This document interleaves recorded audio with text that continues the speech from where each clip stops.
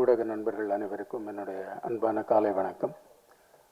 இந்த அவையில் அமர்ந்திருக்கக்கூடிய பெரியவர்கள், என் மானசீக குரு பாக்யராஜ் சார் அவர்கள், செல்வமணி சார் அவர்கள், உதயகுமார் சார் அவர்கள், தனஞ்சயன் சார், சிவா சார், விதார்த் நடிகர், இந்த படத்தின் இயக்குனர், ரொம்ப முக்கியமாக ட்ரீம் வாரியர்ஸுடைய குகன் அவர்கள். ஏன்னா அவர் தான் இந்த படத்தை திரையரங்கு கொண்டு போகிறார். ஏன்னா நல்ல படங்களை திரையரங்கத்துக்கு கொண்டு போகிறதுக்கு பெரிய சிரமம். இது மிக நன்றாக தெரிந்து கொண்டதுனால தான் என்னை பேச கூப்பிட்டுருக்காரு.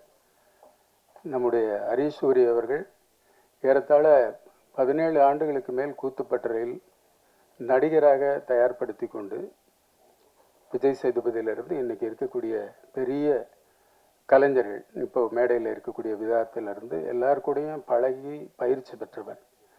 பயிற்சி பெற்று திரைப்படத்துறைக்கு வெற்றி பெற வேண்டும் என்று நினைப்பவர்களுக்கு சோதனைகள் அதிகம். பயமறியாமல் நீச்சல் கற்றுக்கிறவங்க ரொம்ப சீக்கிரமாக நீச்சல் கற்றுக்கிடுவாங்க. இது மாரியுடைய காலம். இப்பொழுது ஓரி வருகிறார். ஆனால் ஓரி நிஜ சினிமாவை எடுத்துக்கொண்டு வருகிறார். அதனால் இந்த நிஜ சினிமாவை காப்பாற்ற வேண்டிய பொறுப்பு பார்வையாளர்களாக இருக்கக்கூடிய என்னுடைய நண்பர்கள் நிறைய பேர் இங்கே வந்திருக்கிறார்கள். ரோட்டரி ராஜ்குமார் வந்திருக்கிறார், சார்லஸ் வந்திருக்கிறார், திருக்குமரன் வந்திருக்கிறார். இங்கே இருக்கக்கூடிய பல பேர் என்னுடைய நண்பர்கள். பத்திரிகையாளர்களிலும் பல பேர் என்னோடு நான் இருக்கும் சமகாலத்தில் பணியாற்றியவர்கள். ஜெயபால் கூட வந்திருக்காங்க, பேரரசு சார் இருக்காங்க. இங்கே இருக்கிறவங்க எல்லாம் விதவிதமான அனுபவங்களை சார்ந்தவர்கள். இப்போ என்னென்னா, இந்த மாதிரி சின்ன படங்களை எடுத்துட்டு இப்போ நான்லாம் தொடக்க காலத்திலேருந்து பாரதிராஜ் சாருடைய பாசறையிலிருந்து வந்ததினால் சிறிய படங்கள், மனதுக்கு பிடித்த எளிமையான படங்களை எடுத்து கொண்டே இருக்கிறோம். ஆனால் இப்போ மார்க்கெட் மாறி இருக்கு. இந்த டிஜிட்டல் யுகத்தில் என்ன இருக்குன்னா, கார்ப்பரேட் பேக்கேஜ் இருக்கக்கூடிய படங்களைத்தான் திரையரங்கத்துக்கு கொண்டு வரணுங்கிற ஒரு முனைப்பை சில பேர் ஏற்படுத்தி விட்டார்கள். எங்களுடைய இயக்குனர் Bharathiraj sorrow, Mahendran sorrow, Bhagyaraj sir அவர்களோ வரும்பொழுது விதவிதமான கலைஞர்கள் அவருக்கு பிடித்த படங்களை எடுக்கலாம், அதை வெளியிடலாம். அதை பார்ப்பதற்கான ரசிகர்கள் கூட்டம் என்று தனித்தனியாக இருக்கும். சில பேருக்கு பாலச்சந்தர் படம் மட்டும்தான் பிடிக்கும், சில பேருக்கு டி ராஜேந்தர் சாருடைய படம் மட்டும்தான் பிடிக்கும், வி சேகர் சாருடைய படம் சிலருக்கு பிடிக்கும். இப்படி விதவிதமான ரசனைகளோடு இருக்கக்கூடிய மக்களை எல்லாம் திரையரங்கத்துக்கு வர வைத்து எல்லா படங்களையும் பார்த்து கலைஞர்களை ஊக்கப்படுத்திய காலம் மலையேறிவிட்டது. இப்பொழுது கார்ப்பரேட்டுகள் விரும்பக்கூடிய படங்களை மட்டும்தான் எடுக்க வேண்டும் என்கிற ஒரு கட்டாயமான எழுதப்படாத சட்டத்தை உருவாக்கி கொண்டிருக்கிறார்கள். அதை உடைக்க வேண்டிய பொறுப்பு எளிய கலைஞர்களுக்கு இருக்கு. இதைத்தான் நாங்கள் போராடி பல விஷயங்களில் முயற்சி செய்து வருகிறோம். என்னுடைய உலகம்மை படம் வெளியிட்டவுடன் தனஞ்சயன் சார் தான் முதல்ல பார்த்தாங்க. பார்த்துட்டு சொன்னாங்க, இது கார்ப்பரேட் மார்க்கெட்டுக்கு கொஞ்சம் சிக்கல் தான், ஆனால் நீங்கள் இதயபூர்வமாக எடுத்திருக்கிறீர்கள், வெற்றி கிடைக்க வேண்டும் என்று வாழ்த்து விட்டு சென்றார். அதே போல் நான் விருதுகள் சொன்னால் இப்போ முதல்ல படித்த மாதிரி தான். இந்த உலகத்தின் எல்லா திசைகளிலும் இருப்பவர்கள் தமிழ் திரைப்படங்களை, நல்ல திரைப்படங்களை ரசிக்கிறார்கள். ஆனால் என்ன விபரீதம்னா, இப்போது ஸ்பீல்பர்க்கு தெரிஞ்ச அளவுக்கு மார்டின் ஸ்கார்சியோ தெரியாது, சத்யஜித் ரே தெரிந்த அளவிற்கு யாருக்கும் ரித்விக் அட்டாக்க தெரியாது. ரித்விக் அட்டாக் 8 படம் எடுத்தாரு, 8 படமும் ஓடலை. ஆனால் ஒவ்வொரு படமும் திரைப்படத்திற்கான இலக்கணமாக இருந்தது. அதே போல் நிறைய பேர், இப்போ ஒரு 200 படம் வருது ஒரு வருஷத்துக்கு அப்படின்னா, அந்த 200 கலைஞர்களுமே முக்கியமான கலைஞர்கள் தான். அதாவது நட்சத்திர ஹோட்டலில் சென்று தான் இட்லி சாப்பிட வேண்டும் என்ற அவசியம் இல்லை. நடைபாதையில் ஒரு கிழவி தாய் விற்கக்கூடிய இட்லியை கூட நீங்கள் சாப்பிடலாம். நீங்கள் அந்த மனோநிலையில் திரையரங்கத்திற்கு வர வேண்டும். அவனவனுக்கு தெரிந்த ஒரு படைப்பை அவனுடைய அனுபவத்திற்கு ஏற்ற மாதிரி செய்து கொண்டிருக்கிறான். அப்படித்தான் நம்முடைய ஹரிசூரி அவர்கள் செய்திருக்கிறார். இந்த குழுவில் இருக்கக்கூடிய இயக்குநர்கள், ஒளிப்பதிவாளர்கள் எல்லாம் மிக திறம்பட பணியாற்றி இருக்கிறார்கள். இதை முத என்கிட்ட அவர் ஹரிசூரி, நாங்கள் எல்லாம் நடப்பு தயாரிப்பாளர் சங்கத்தில் ஒன்றாக இருப்பதனால், தனஞ்சயன் சார், சிவா சார் எல்லாரும் இருக்கும் பொழுது நாங்கள் நிறைய சின்ன படங்களை என்கரேஜ் பண்ணுறோம். இப்போ சிவா சார்லாம் கூட நிறைய படங்களை வெளியிடுவதற்கான முயற்சிகள் எல்லாம் செஞ்சுட்டு இருக்கோம், பேசிக்கொண்டு இருக்கிறோம்.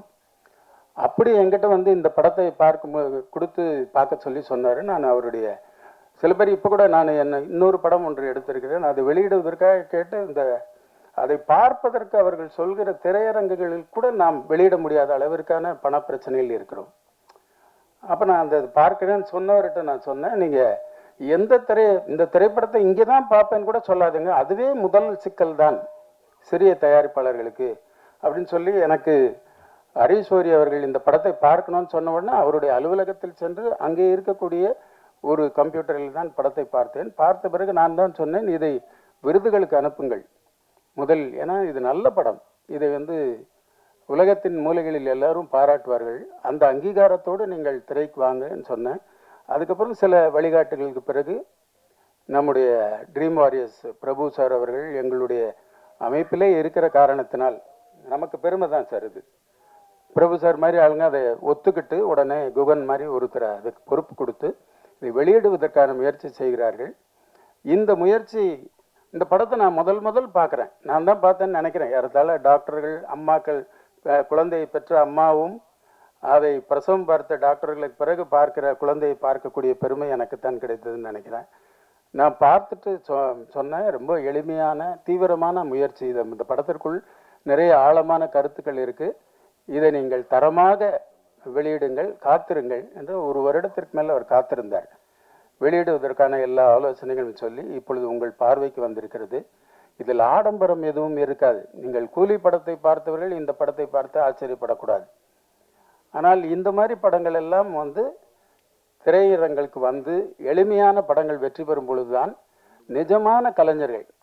நீங்கள் பிறந்த உடனே குழந்தை டான்ஸ் ஆடிடாது, கீழே 10 தடவை விழுந்து தான் கற்றுக்கிடுவாங்க. அந்த மாதிரி ஒவ்வொரு கலைஞனும் சில தவறுகளோடு செய்து தான் வெற்றி பெறுவான். முதல் முறையே வெற்றி பெற வேண்டும் என்று யாரையும் நீங்கள் கட்டாயப்படுத்த வேண்டாம். எனவே இங்கே பெரியவங்க வாழ்த்து சொல்லக்கூடிய பெரியவர்கள், பாக்யராஜ் சார் மாதிரி ஒருவர் வாழ்த்தினாலே அந்த கலைஞனுக்கு மிகப்பெரிய பெருமை தான், ஆயுள் பெருமை கிடைத்துவிடும். அதே போல் இங்கே இருக்கக்கூடிய எல்லாருமே, உதயகுமார் சார் அவர்கள் தேசிய விருது குழுவில் இருந்தார், இப்போ ஆஸ்கார் விருது குழுவுக்கு சென்றிருக்கிறதாக சொல்கிறார்கள். எனவே எல்லாரும் மிகப்பெரிய உயரத்தை தொட்டவர்கள். செல்வமணி சார்லாம் அவர் இந்த கலைத்துறையை காப்பாற்றுவதற்காக அவர் செய்கிற போராட்டங்கள் எல்லாம் பார்க்கும்போது ஆச்சரியமாக இருக்கும். ஏன்னா சமகாலத்தில் மணிவண்ணன் சார் கூட பணியாற்றிய இந்த உதவி இயக்குனருக்குள் இவ்வளவு பெரிய விருட்சமான திறமைகள் இருக்கிறதுன்னு நாங்கள்லாம் பார்த்து பேசி ஆச்சரியப்படுவதுண்டு. அதேபோல் இங்கே வந்திருக்கக்கூடிய கலைஞர்கள் எல்லோருமே பெருமைக்குரியவர்கள். இதில் நடித்த கதாநாயகி அவங்கெல்லாம் பார்த்தா இயல்பாக அந்த மலை பிரதேசத்தில் இருக்கக்கூடிய நாமக்கல் பகுதியை சேர்ந்தவரை போல தான் இருக்கிறார். அதே போல் நடித்த எல்லா கலைஞர்களுமே இவங்க யாரும் மேக்கப் போட்டு நடிக்க காசு கொடுத்து வந்தவர்கள் மாதிரியே இருக்காது, அவ்வளவு எளிமை. இப்போ நான் எடுத்த உலகமேல கூட கொஞ்சமாவது சினிமாத்தனம் இருக்குமோ அது கூட இருக்காது. இசையிலும் புதுமை, எல்லாத்துலேயும் புதுமை பண்ணியிருக்காங்க. இப்படிப்பட்ட படங்களை பார்வையாளர்கள் நீங்களும் வரவேற்க வேண்டும். வியாபார ஸ்தலத்தில் இருக்கக்கூடிய பெரியவர்களும் வரவேற்க வேண்டும். இந்த படம் வெற்றி பெற வேண்டும் என்னுடைய அன்பான, பணிவான, ஆழமான வாழ்த்துக்களை தெரிவித்துக் கொள்கிறேன். நன்றி, வணக்கம். நன்றி ஜெயபிரகாஷ் சார். அடுத்ததாக நடிகர் விதார்த் அவர்களை பேசுவதற்காக அழைக்கிறேன்.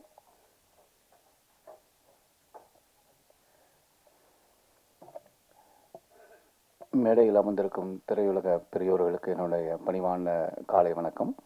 மற்றும் இங்கே வருகை தந்திருக்கும் பத்திரிகை, தொலைக்காட்சி, ஊடக நண்பர்களுக்கு என்னுடைய வணக்கம். வெள்ளக்குதிரை நம்ம ட்ரெய்லரை பார்த்தோம், பாடலை பார்த்தோம், ரொம்ப அற்புதமாக இருந்தது. இன்றைய கதாநாயகன் மியூசிக் டைரக்டருக்கு என்னுடைய வாழ்த்துக்களை சொல்லிக்கிறேன். வெள்ளைக்குதிரையை தாண்டி இந்த படத்துடைய கதாநாயகனும் தயாரிப்பாளருமான ஓரிக்கும் எனக்குமான பழக்கத்தை சொல்லலாம்னு நினைக்கிறேன். ஏன்னா இந்த படம் பார்ப்பதை விட இந்த படம் எடுத்த விதத்தை பற்றி பேசுவதே ரொம்ப சுவாரஸ்யமான விஷயம். ஏன்னா நான் சரண் இயக்குனர் சரண் என்கிட்ட இதை சொல்லும்போது எனக்கு மைனா ஞாபகம் வந்தது. மைனா படத்தில் எவ்வளவு அனுபவம் கிடைச்சிது, அந்த ஷூட்டிங் எடுக்கும்போது கிடைத்த அனுபவங்கள் ரொம்ப ஆழப்பிரியுது. நான் இன்றைக்கி எவ்வளவோ படங்கள் பண்ணாலும் எனக்கு அந்த படத்துடைய அனுபவம் ரொம்ப அது மனசுக்குள்ளே நிற்கிற ஒரு விஷயம். அது மாதிரி இந்த படத்திற்கு எடுக்கப்பட்ட விதங்கள், இவங்க பட்ட சிரமங்கள் கேட்க ரொம்ப அதையும் தாண்டி எனக்கு பெருசாக இருந்தது, ரொம்ப ஆச்சரியமாக இருந்தது. ஓரி பரட்டை என்கிற அழகு சுந்தரம் தனுஷ் சார் படத்தில் நான் நடிச்சிருந்தேன். அதில் அவனும் என் கூட நடித்தான். அப்போ தான் எங்கள் 2 பேருக்கு ஒரு பழக்கம் ஏற்பட்டது. எனக்கு கூத்துப்பற்றை நடிகர்களை தாண்டி வெளி பழக்கங்கள் எதுவுமே கிடையாது. வெளியில் நண்பர்களே கிடையாது. எனக்கு வெளியில் இருக்க ஒரே நண்பர் வந்து ஓரி தான். அப்போ ஓரி என்னை கூத்துப்பற்றையிலே காலையிலேருந்து இரவு முழுக்க அங்கேயே இருக்கும்போது வெளியில் போகிற தொடர்புங்கிறது ஓரி தான். ஓரி வீட்டுக்கு போவேன். அப்போ அவன் பேச்சுலர். ஆனால் அவன் வந்து அவன் ஒரு நண்பன் தாண்டி அவன் ஒரு வாத்தியார். அவன் வீட்டுக்கு முதல்ல ஃபஸ்ட்டு போகும்போது தெரிஞ்சது வீடு வந்து அவ்வளோ க்ளீனாக இருக்கும். இப்போ நம்ம வந்து ஒரு மாலில் போய் பெட்ரூம்க்கு நம்ம வந்து பெட்ஷீட்டு தலானிலாம் வாங்கினோம்னா அது ஒரு க்ளீனாக ஒரு பெட்டில் வந்து ரொம்ப க்ளீனாக டவல்கள்லாம் வச்சுருப்போம், அயன் பண்ணி நீட்டாக வச்சுருப்பாங்க. அது மாதிரி தான் அவன் வீட்டில் அவன் பெட்ரூமே வந்து அவ்வளோ க்ளீனாக இருக்கும். ஏதாவது கசங்கிட்டால் உடனே எந்திரிச்சு அதை மறுபடியும் நீட் பண்ணுவான்.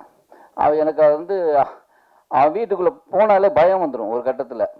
அதான் ஃப்ரூட்ஸ் வந்து இப்போ தர்பூசணி கட் பண்ணி கொடுப்பான். வந்தோடனே மாமா சாப்பிட்றா அப்படின்னு கட் பண்ணி கொடுப்பான். நம்ம என்ன பண்ணுவோம், அந்த விதையை எடுத்து வச்சுட்டு அந்த தர்பூசணி பழத்தை சாப்பிடுவோம். அவன் உடனே கிளாஸ் எடுப்பான், இந்த விதையில் எவ்வளவு இது இருக்குது தெரியுமா, நீ விதையை சாப்பிடணும், இதை தொழுங்கக்கூடாது. இப்போ எனக்கு அடுத்த உடனே ஃபோக்கஸ் மாம்பழம் இருக்கும். இப்போ மாம்பழத்தையும் கொட்டையை சாப்பிட சொல்லுவானோ அப்படிங்கிற மாதிரி தான் இருக்கும். அவ்வளவு க்ளீன். அதே மாதிரி வீட்டில் ஏசி இருக்கும், ஃபேன் இருக்கும். ஆனால் ஃபேன் போட மாட்டான், ஏசி போட மாட்டான். இயற்கையோடு ஒன்றி வாழணும். அந்த இயற்கைக்குள்ளே தான் நம்ம இருக்கணுமா. இவன் வீட்டுக்குள்ளே போகிறது ஆவலாகவும் இருக்கும், அதே நேரம் ஒரு பயமாகவும் இருக்கும். அப்போது அப்படி பார்த்த ஒரு நண்பன். அதுக்கப்புறம் அவன் கல்யாணத்துக்கு நான் போயிருந்தேன். 3 பிள்ளைகள். நான் என்ன கை குழந்தையாக பார்த்த பொண்ணு இன்றைக்கி வந்து மேடையில் பேசும்போது ரொம்ப ஆச்சரியமாக இருக்குது. அதுக்கு இடையில் அந்த கை குழந்தையா இருக்குல்ல, சரி ஒய்ஃபு வந்தப்புறம் வந்து இவன் மாற்றிட்டானா அல்ல அவங்க இவங்களை மாற்றிட்டாங்களான்னு பார்க்கணுன்னு ஒரு தடவை நான் போயிருந்தேன். குழந்தை பிறந்த போது அவன் வீட்டுக்கு போயிருந்தேன். அது அதே க்ளீனில் இருக்குது. அவங்களும் வந்து பேசும்போதே வந்து ரொம்ப க்ளீனாக நின்று அவங்க பேசுகிற விதங்கள். அவங்க ஆக்சுவலி வீட்டுக்குள்ளே வந்தால் செருப்பு நம்ம வெளியில் செருப்பு கழட்டிட்டு உள்ளே வந்தோம்னா, மாமா ஒரு நிமிஷம் நேரம் பாத்ரூம் போ, காலை கழுவிட்டு வா, அதுக்கு ஒரு டவல் எடுத்து தொடச்சி அப்படித்தான் உள்ளே கூப்பிடுவான். அந்த மாதிரி ஒரு ரொம்ப சுத்தமான ஆள். அவன் பேசுகிறது எல்லாத்தையும் கேட்பான். அவன் இப்போ வரையும் நான் கிட்டத்தட்ட எனக்கு ஒரு 25 வருஷமான நண்பன். இப்போ ஃபோன் பண்ணாலும், இப்போ இதுக்கு வந்து முந்தானத்துக்கு ஃபோன் பண்ணுறான். அப்புறம் என்ன கண்ணு நல்லா இருக்கியா, தங்கச்சி எப்படி இருக்குது, பாப்பா எப்படி இருக்கா, அப்புறம் வேற அப்படின்னு. என்ன கண்ணு வாழ்க்கையில் சம்பாதிக்கிறோட குழந்தைகளை நிறைய நம்மளோட விஷயமே குழந்தைகளை பெற்றுக்கிறது தான் அப்படின்னு ஒரு கிளாஸ் எடுக்க ஆரம்பிச்சிருவான். அவனுக்கு எப்போ பேசினாலும் யார்கிட்ட வேணாலும் பேசினாலும் அவர் டீச்சராகவே இருப்பார். அப்படிப்பட்ட நண்பன். எனக்கு அவனுக்குமான ஒரு ரொம்ப முக்கியமான விஷயம் என்னன்னு கேட்டிங்கன்னா, இன்றைக்கி இப்போ நான் ஷூட், நான் அதை விட்டுட்டு டைரக்டர்கிட்ட ஒரு 2 மணி நேரம் பர்மிஷன் கேட்டு வந்ததுக்கு ஒரே காரணம் என்னென்னா, நான் அவன் வீட்டுக்குள்ளே போய் தான் ஹீரோவானேன். ஏன்னா அவனை நான் சந்திக்கிறதுக்காக அவனுடைய வீட்டுக்கு நான் போனேன். அங்கே பக்கத்தில் ஒரு ஆஃபீஸ், சினிமா ஆஃபீஸ். அங்கே ஒரு இயக்குனர் வந்து தொட்டுப்பாரு பேரசாருடைய அசிஸ்டண்ட் நந்து வந்து அங்கே இருக்கார். என்னை ஆல்ரெடி அவர் வேற ஒரு படம் பண்ணுறதா இருந்தது. அப்போ நான் அவரை பார்த்துருக்கேன். இன்னும் இங்கே அப்படின்னு. இல்லை சார், என் ஃப்ரெண்டு வீடு மேலே அப்படின்னு. அப்படியா, சரி நீங்கள் ஈவினிங் ஃப்ரீயா அப்படின்னு கூப்பிட்டாரு. ஃப்ரீ தான் வாங்க அப்படின்னு சொல்லி பேசி என்னை ஸ்கிரிப்டை கொடுத்தாரு. நான் ஹீரோவாக அறிமுகமானதே வந்து இவன் வீட்டில் இருந்தான். அதனால் எனக்கு வந்து அது ஓரி வந்து ரொம்ப நெருக்கமான ஒருத்தன். அதனால எனக்கு வந்து அவனுடைய நல்ல விஷயங்கள்லாம் என்னுடைய பங்களிப்பு இருக்கணும், என்னுடைய ப்ரெசன்ஸ் இருக்கணுங்கிறது தான். அதனால தான் அவனுடைய திருமணத்துக்கு நான் ஷூட் பண்ணும்போதும் அங்கே போனேன். இதுக்கு நான் எப்படியாவது வந்துடுறேன். ஆனால் இன்றைக்கி தான் ஃபஸ்ட்டு ஷூட்டிங் ஸ்டார்ட் பண்ணுறோம். நான் முதல் நாள் கேட்கும்போதே வந்து சார் காலைல ஒரு 2 மணி நேரம் பர்மிஷன் அவர்கிட்ட நான் சொல்கிறேன். எனக்கு ரொம்ப முக்கியமான விஷயம். ஆனால் அதனால் நான் வந்து நான் போனால் போதும். எனக்கு அது அவன் இல்லைனாலும் அவன் வருத்தப்பட மாட்டான். ஆனால் எனக்கு ஒரு ஆசை, நான் இன்னைக்கு இந்த இடத்துல இருக்கிறேன்னா என்னமோ தெரியல. சொல்லுவோம்ல, நீங்கள் வந்து ஒரு நல்ல விஷயம்னா கோயிலுக்கு போயிட்டு போ அப்படிங்கிற மாதிரி, நல்ல விஷயம் நடக்கணும்னா ஒரு நல்லவனை பார்த்துட்டு போ அப்படிங்கிற அப்படி ஒரு நல்லவன் தான் நான் பார்க்குற ஓரி. அதனால இந்த படம் கண்டிப்பாக அவனுக்கு ஒரு அங்கீகாரத்தையும் ஒரு அதாவது படம் பேர் இவ்வளோ வாங்கிருச்சு, பேர் மட்டும் வாங்கிடக்கூடாது, பணமும் சேர்த்து வாங்கிடணும். அதுதான் என்னுடைய ஆசை. அது நிறைவேறும்னு நினைக்கிறேன். அப்புறம் இயக்குனர் சரண் வந்து எங்கள் வீட்டிலேருந்து வந்த மாதிரி தான். ஏன்னா என்னுடைய முதல் தயாரிப்பான குற்றமே தண்டனையில் மணிகண்டனுடைய அசிஸ்டண்ட். கிட்டத்தட்ட அந்த படம் 1 வருஷம் ஆகும்போது என்னுடைய அலுவலகத்திலே இருந்து வந்த ஒரு பையன். எனக்கு திடீர்னு அந்த படம் முடிஞ்சதுக்கப்புறம் நான் சரணை சந்திக்கவே இல்லை. திடீர்னு இவன் எனக்கு ஓரி வந்து சொல்கிறான், அப்படி ஒரு படம் ஒன்று பண்ணியிருக்கேன், நீ பார்க்குறியா அப்படின்னா. நான் ஒன்று ட்ரெய்லர் தான் அனுப்புகிறேன்னு. அப்படி வந்து எனக்கு சரண் வந்து பார்க்க, நீ என்ன பண்ண, நான் தான் சார் இந்த படத்தோட டைரக்டர் அப்படின்னா. எனக்கு இந்த ட்ரெய்லர் பார்த்தேன், பாடல் பார்த்தேன், இந்த கதையை பற்றி ஒரு அனுபவம் இருக்குது. நான் அந்த படத்தை விட்டுட்டு எனது விருதுகள் போயிடுச்சு. அவன் என்ன எடுப்பான்னு எனக்கும் தெரியும், இவன் என்னோட டேஸ்ட் என்னன்னு எனக்கு தெரியும். அதை தாண்டி இந்த படமாக்கப்பட்ட விதத்திற்கு அங்கே பட்ட சிரமங்கள் இவங்க அது எனக்கு சொல்ல எனக்கு ரொம்ப ஆச்சரியமாக இருக்குது. ஏன்னா நாங்கள் ஆக்சுவலாக பிரபுசாலம் சார் வந்து படம் முதல்ல பண்ணும்போது நம்ம இப்படி போகலாம் அப்படி போகலாம் சில ஐடியா கிடைக்கும், நம்ம பயம் வந்துடும். ஐயோ எதுவுமே இல்லாமல் நம்ம எப்படி, ஏன்னா முதல்ல எனக்கு மைனா போகும்போது இங்கே தான் தங்க போகிறோன்னு பார்த்தா ஒரு பாலடைஞ்ச ஹோட்டல், அது ஒன்றுமே இல்லை. அதை வந்து இது நம்ம ஒரு வெட்டு போட்டுக்கலாம், இங்கே தங்கிக்கலாம். நானும் தம்பின்னு அப்படி பார்க்குறோம். லொக்கேஷன் பார்க்கும்போது நாங்கள் போயிட்டோம், 2 பேரும் இங்கே தான் தங்க போகிறோமா, ஏன்னா அது கரப்பாம்பூச்சி ஓடுது அப்படி ஓடுது, ஏன்னா வேறு வழியெல்லாம் அங்கே இருந்து தான் பண்ணணும். சரி இப்படி தான் நினச்சா, ஆனால் எங்களுக்கு சௌரியம்லாம் நடந்தது. எங்களுக்கு சௌரியமாக நிறைய விஷயங்கள் அவங்க ஹெல்ப் பண்ணாங்க. நான் இப்போ இவங்க சொல்கிற அளவுக்குலாம் கஷ்டமே படலை, நான் கூடவே பார்த்துட்டேன். ஆனால் இந்த படத்திற்கு வந்து அவங்க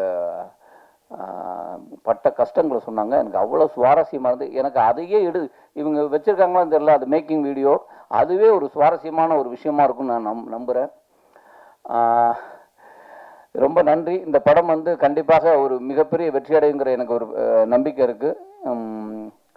எல்லாரும் இப்போ மன்னிச்சிருங்க, எனக்கு ஷூட்டிங் இருக்குது, அதனால் நான் கிளம்புறேன். நீங்கள் யாரும் தப்பாக எடுத்துக்கூடாது. Thank you sir. இனிய காலை வணக்கம். மதிப்புக்குரிய பாக்யராஜ் சார் அவர்களுக்கு என்னுடைய வணக்கம். நான் அதிகமான சிறிய திரைப்படங்களுக்கு ஆதரவு தர்றதில் பாக்யராஜ் சாருக்கு இணையாக யாருமே இல்லை. இன்னைக்கு அவ்வளோ தூரம் எல்லாரையும் ஆதரித்து அவ்வளோ சிரமம் எடுத்து வர்றதுக்கு அவங்களுக்கு நன்றி சார். இந்த திரைப்படம் பல்வேறு அவார்டுகளை வாங்கினதை பற்றி இதெல்லாம் பார்த்தோம், ரொம்ப மகிழ்ச்சியாக இருக்குது. ஹரிஷோரி வந்து இவர் சொன்ன மாதிரி ஒரு இன்வால்மெண்ட் உள்ள ஒரு கலைஞன். எல்லாத்தோட ரொம்ப இன்ட்ராக்ட் பண்ணுவார், அசோசியேஷன் மீட்டிங்லாம் வருவார், எல்லாத்தோட பேசுவார், அப்படியே ப்ரொமோஷன் பற்றி எல்லாத்தோடும் ரொம்ப மெனக்கடனால தான் இன்றைக்கி ட்ரீம் பேரி பிக்சர்ஸ்லாம் உள்ளே வந்து அந்த படத்தை எடுத்து பண்ணுறாங்கன்னா அது ஓரியோட இன்வால்மெண்ட், அவர் காட்டுற அக்கறை தான் அது. ஸோ படம் பார்க்கும்போது ஒரு இன்டென்ஸாக ஒரு விஷயம் இருக்குதுன்றது நமக்கும் ஃபீல் ஆகுது. நிச்சயமாக அந்த படம் நல்லா வரும்னு எதிர்பார்க்குறேன். இந்த படத்தின் மூலமாக டைரக்டர் செந்திலுக்கும் மற்ற இருக்கிற மொத்த டீமுக்கு என்னுடைய வாழ்த்துக்கள். படம் பெரிய வெற்றி வேண்டும் வாழ்த்துக்கிறேன். நன்றி. எல்லாருக்கும் வணக்கம். என் பேர் Abhirami Bose. To all the esteemed chief guests, Bhagyaraj sir வணக்கம். Thank you for coming. இங்கே வந்து எங்களை சப்போர்ட் பண்ணதுக்கு ரொம்ப ரொம்ப நன்றி. Members of the press, thank you for coming and supporting. Vellakuthirai என்னோட ஃபர்ஸ்ட் தமிழ் படம். ஸோ ஆப்வியஸ்லி எனக்கு ரொம்ப ஸ்பெஷலான ஒரு மூமெண்ட், ஸ்பெஷலான ஒரு படம். ரொம்ப வருஷமாக எனக்கு ஆசை தமிழ் சினிமாவோட பாட்டாக இருக்கணும், ஃபிலிம்ஸில் நடிக்கணும்னு. மலையாளம், மராட்டி, ஹிந்தியில் கொஞ்சம் ஒர்க் பண்ணியிருக்கேன். ஆனால் வளர்ந்தது எல்லாமே பாண்டிச்சேரி தான். அதனால தமிழ் இண்டஸ்ட்ரி ஸ்பெசிஃபிக்லி ரொம்ப வருஷமாக நான் வெயிட் பண்ணிகிட்டு இருந்தேன். ஸோ இந்த வருஷம் அஃபிஷியலாக நான் என்டர் பண்ணிகிட்ருக்கேன் தமிழ் இண்டஸ்ட்ரியில். ஸோ எனக்கு ரொம்ப ரொம்ப சந்தோஷமாக இருக்குது. I want to thank my producer, Harishori. Thank you so much for this opportunity. Thank you, Saran sir, எங்கள் டிரெக்டர், இந்த வாய்ப்புக்காக. அவர் இந்த கதை வந்து நரேட் பண்ணப்போ மெயின் எனக்கு என்ன இதில் பிடிச்சிருந்துச்சுன்னா, இந்த கதை it's very unique, it's very இம்பார்ட்டண்ட்டான ஒரு ஸ்டோரி இது. ஒரு மார்ஜினலைஸ்ட் கம்யூனிட்டி, அவங்களோட லைஃப்பை பற்றி இருக்குது. அவங்களோட ரெசிலியன்ஸ், அவங்களோட ஹார்ட்ஷிப்ஸை பற்றி இந்த கதை பேசுது. அண்ட் ஒரு சர்வைவல் ட்ராமா, ரொம்ப நல்ல கதை. And most importantly the highlight of the story எனக்கு was the way Charan sir had written my character. கயலுங்கிற கேரக்டர் வந்து ரொம்ப ஸ்ட்ராங்கான ஒரு உமன், இன்டெலிஜென்ட், வில் பவர் இருக்கிற, ஏஜென்சி இருக்கிற ஒரு கேரக்டர். அண்ட் ஃபஸ்ட் படத்துலேயே இவ்வளோ இம்பார்ட்டண்ட்டான ஒரு ஸ்ட்ராங்கான கேரக்டர் பண்ண முடிஞ்சதில் எனக்கு ரொம்ப ரொம்ப சந்தோஷமாக இருக்குது. மேல் ஆக்டருக்கு எவ்வளோ இம்பார்ட்டன்ஸ் இருக்கோ அவ்வளோ இம்பார்ட்டன்ஸ் ஃபீமேல் ஆக்டருக்கும் இருக்குது. அது ஒரு ரொம்ப ரேரான விஷயந்தான் எல்லா இண்டஸ்ட்ரியிலையுமே. ஃபஸ்ட்டு படத்தில் to get such a nice character, நான் ரொம்ப ரொம்ப சந்தோஷமாக இருக்கேன். So thank you for writing this character. உங்கள் ஃபஸ்ட்டு படத்தில் இந்த மாதிரி ஒரு ஃபீமேல் கேரக்டர் எழுதுனதுக்கு தேங்க்யூ. அண்ட் உங்களுக்கு எல்லாருக்கும் தெரியும், இண்டிபெண்ட் ஃபிலிம்ஸ் எடுக்கிறது ரொம்ப கஷ்டமான ஒரு விஷயம். ஆனால் அது ரிலீஸ் பண்ணுறது அதை விட கஷ்டமான விஷயம். பட் எல்லா ஹேர்டில்ஸையுமே தாண்டி இது ரிலீஸ் ஆகுதுன்னா அது ரொம்ப பெரிய விஷயம் எங்களுக்கு, ரொம்ப பெருமையான விஷயம். ஸோ உங்களோட லவ் அண்ட் சப்போர்ட் எங்களுக்கு ரொம்ப தேவைப்படுது. Please support us and I hope a lot of people watch our film. Thank you so much. Thank you so much everybody. Thank you crew and cast. Thank you. அனைவருக்கும் வணக்கம். ஓரி வந்து கடந்த ஒரு 2 வருஷத்துக்கு முன்னாடி என்னுடைய லைப்ரரிக்கு வந்தார். என்னுடைய லைப்ரரி உறுப்பினர் அவர் வந்து இந்த திரைப்படம் பார்க்கணும்னு சொல்லி என்னை ரொம்ப கேட்டுக்கிட்டாரு. அந்த நெடிய போராட்டம் வந்து இன்னைக்கு வந்து ஒரு முடிவு வந்திருக்கு அப்படின்றதுல எனக்கு ஒரு மிகப்பெரிய மகிழ்ச்சி. ஒரு ஓரி அப்படிங்கிறவரே வந்து யாருன்னா வரலாற்றில் ஒரு மிகப்பெரிய வள்ளல், பாரி ஓரி கடையேழு வள்ளலில் ஒருத்தர். இவரும் வந்து வித்தார்த், விஜய் சேதுபதி போன்ற நடிகர்கள் உருவாகிறதுக்கு ஏதோ ஒரு மறைமுகமாக வந்து காரணமாக இருந்திருக்காரு. அந்த வகையில் ஓரிக்கு வந்து அந்த பேருக்கு ஏற்ப இருக்காரு. இந்த படம் வந்து இன்றைக்கு இந்த மாதிரி நிகழ்ச்சிகள் இல்லைன்னா இன்னைக்கு ஒரு படம் வந்து வெளியே வர்றதுக்கு வாய்ப்பு இல்லை. ஏன்னா நான் இப்போ ஒரு படம் உருவாக்குற பணிகளில் இருக்கிறதுல அது விற்பனை பண்ணுற ஒரு நெருக்கடியான சூழல் இருக்கிறதால இந்த நிகழ்ச்சி எவ்வளோ பெரிய முக்கியமான நிகழ்ச்சி என்பது எனக்கு தெரியும். ஏன்னா இதுக்கு வந்திருக்கவங்க அனைவருமே வந்து பெரும் சாதாரணமாக வர்றதில்லைங்க. இந்த நிகழ்ச்சி சாதாரணம் இல்லை, எல்லாருக்கும் தெரியும். ஆனால் வந்து ஒரு படத்தை உருவாக்குறதுலாம் அந்த காலத்தில் சாதாரண கஷ்டமாக இருக்கும், ஆனால் வெளியே கொண்டு வரது ரொம்ப ஈஸியாக இருக்கும். ஆனால் இன்றைக்கி ஒரு படம் வந்து அதை வெளியே அறிமுகப்படுத்துறதும் அது தியேட்டருக்கு கொண்டு வரதும் தான் உண்மையிலே ஒரு மிகப்பெரிய கடினமான விஷயம். அதில் முதல் படியாக எந்த விதமான பிரதிபலனும் இல்லாமல் அந்த நிகழ்ச்சிக்கு வந்து அவங்கள பற்றி பேசி அதை வெளியுலகத்துக்கு அறிமுகப்படுத்துகிற இவர்கள் அனைவருமே வந்து மிகுந்த பாராட்டுக்குரியவர்கள். வந்து ஒவ்வொரு படமும் கிட்டத்தட்ட வந்து 60-70 ஒரு 100 பேருடைய வாழ்க்கையை சுமந்துடுது. அப்போது ஒரு வருஷத்துக்கு கிட்டத்தட்ட வந்து இவங்க எல்லாருமே கிட்டத்தட்ட 100 படங்களுக்காவது வந்து உழைச்சிட்டு இருக்காங்க. ஒரு 100 படமும் சேர்ந்து இத்தனை பேருடைய வாழ்க்கைக்கு வெளியேற்றுறாங்க பாருங்க. இத்தனை பேர் Bhagyaraj sir, Chellumani sir, Dhananjayan sir பண்ணுறவங்கலாம் இல்லைன்னா வந்து இன்னைக்கு பல பேருடைய வாழ்க்கையே இல்லை அப்படின்னு சொல்லலாம். அந்த அளவுக்கு இவருடைய அதே மாதிரி இந்த படத்தை கொண்டு வர்ற ட்ரீம் வாரியர்ஸும் மிக மிக முக்கியமான பணியை செய்யுது. ஏன்னா இன்றைக்கு வியாபாரன்றது எல்லாமே பேசும்போது சொன்னார் கார்பரேட் சூழல் தான் இன்னைக்கு தீர்மானிக்குதுன்றது. அதை நான் நேரடியாக அனுபவிச்சுட்டு இருக்கேன். ஒவ்வொரு படமும் வந்து வெளியில் கொண்டு வரத்துக்கு 1008 கேள்விகள், 1008 பிரச்சனைகள் வந்து வியாபாரத்தில் சந்திக்கிறது. அது உண்மை. அது யாரும் வந்து இலவசமாக யாரும் பண்ண மாட்டாங்க, எந்த ஒரு வருமானமும் இல்லாமல் பண்ண மாட்டாங்க. அப்படிப்பட்ட சூழலில் வந்து ஒரு பெரிய ஒரு நட்சத்திரங்கள் முகம் தான் எல்லாத்துக்கும் வியாபாரத்துக்கு தேவைப்படுது. இன்றைக்கு நடிகர்களுடைய ஆதிக்கம் தான் வந்து இண்டஸ்ட்ரியை தீர்மானிக்குது. அப்படிப்பட்ட சூழலில் எந்த விதமான நட்சத்திர முகமும் இல்லாமல் இந்த மாதிரி திரைப்படத்தை திரைக்கு கொண்டு வர உதவுற ட்ரீம் வாரியர்ஸ் கம்பெனிக்கும் குணகன் அவர்களுக்கும் என்னுடைய பாராட்டையும் நன்றியும் தெரிவிச்சுக்கிறேன். இந்த படம் வந்து சினிமா வந்து இன்றைக்கு பல விதத்தில் மாற்றி, ஏன்னா இங்கிலீஷ் டைட்டில் இந்த வெள்ளை குதிரைன்றது வந்து ஒயிட் ஹார்ஸ்ன்னு வச்சுருப்பாங்க. ஏன் ஒயிட் ஹார்ஸ்ன்னு வைக்கலன்னு நான் யோசிச்சேன். ஏன்னா எல்லா சாதாரண படங்களும் ஆங்கில தலைப்பில் தான் வருது. இன்றைக்கு தமிழ் இந்த வருஷம் வெளியே வந்தால் கிட்டத்தட்ட வந்து 100க்கு வந்து 50-60 படங்கள் வந்து எல்லாமே ஆங்கில தலைப்புகள் தான். இதுக்கு முன்னாடி எப்பவுமே இல்லை. அதற்கு காரணங்கள் இருக்குது அப்படின்றதாலும் இது ஒரு விதத்தில் வேதனையான விஷயம். ஏன்னா வருங்காலத்தில் ஏன் இந்த சினிமாவில் பர்கர் சாப்பிடல, ஏன் இதில் வந்து இது இல்லைன்னு கேட்கக்கூடிய கேள்விகள்லாம் வரக்கூடிய வாய்ப்புகள் இருக்குது. நம்முடைய அடையாளங்கள் நம்முடைய எல்லாமே ஒரு விதத்தில் சுரண்டப்படுது, தொலைஞ்சிட்டு வருது அப்படிங்கிறது மிக மிக வேதனையான விஷயம்.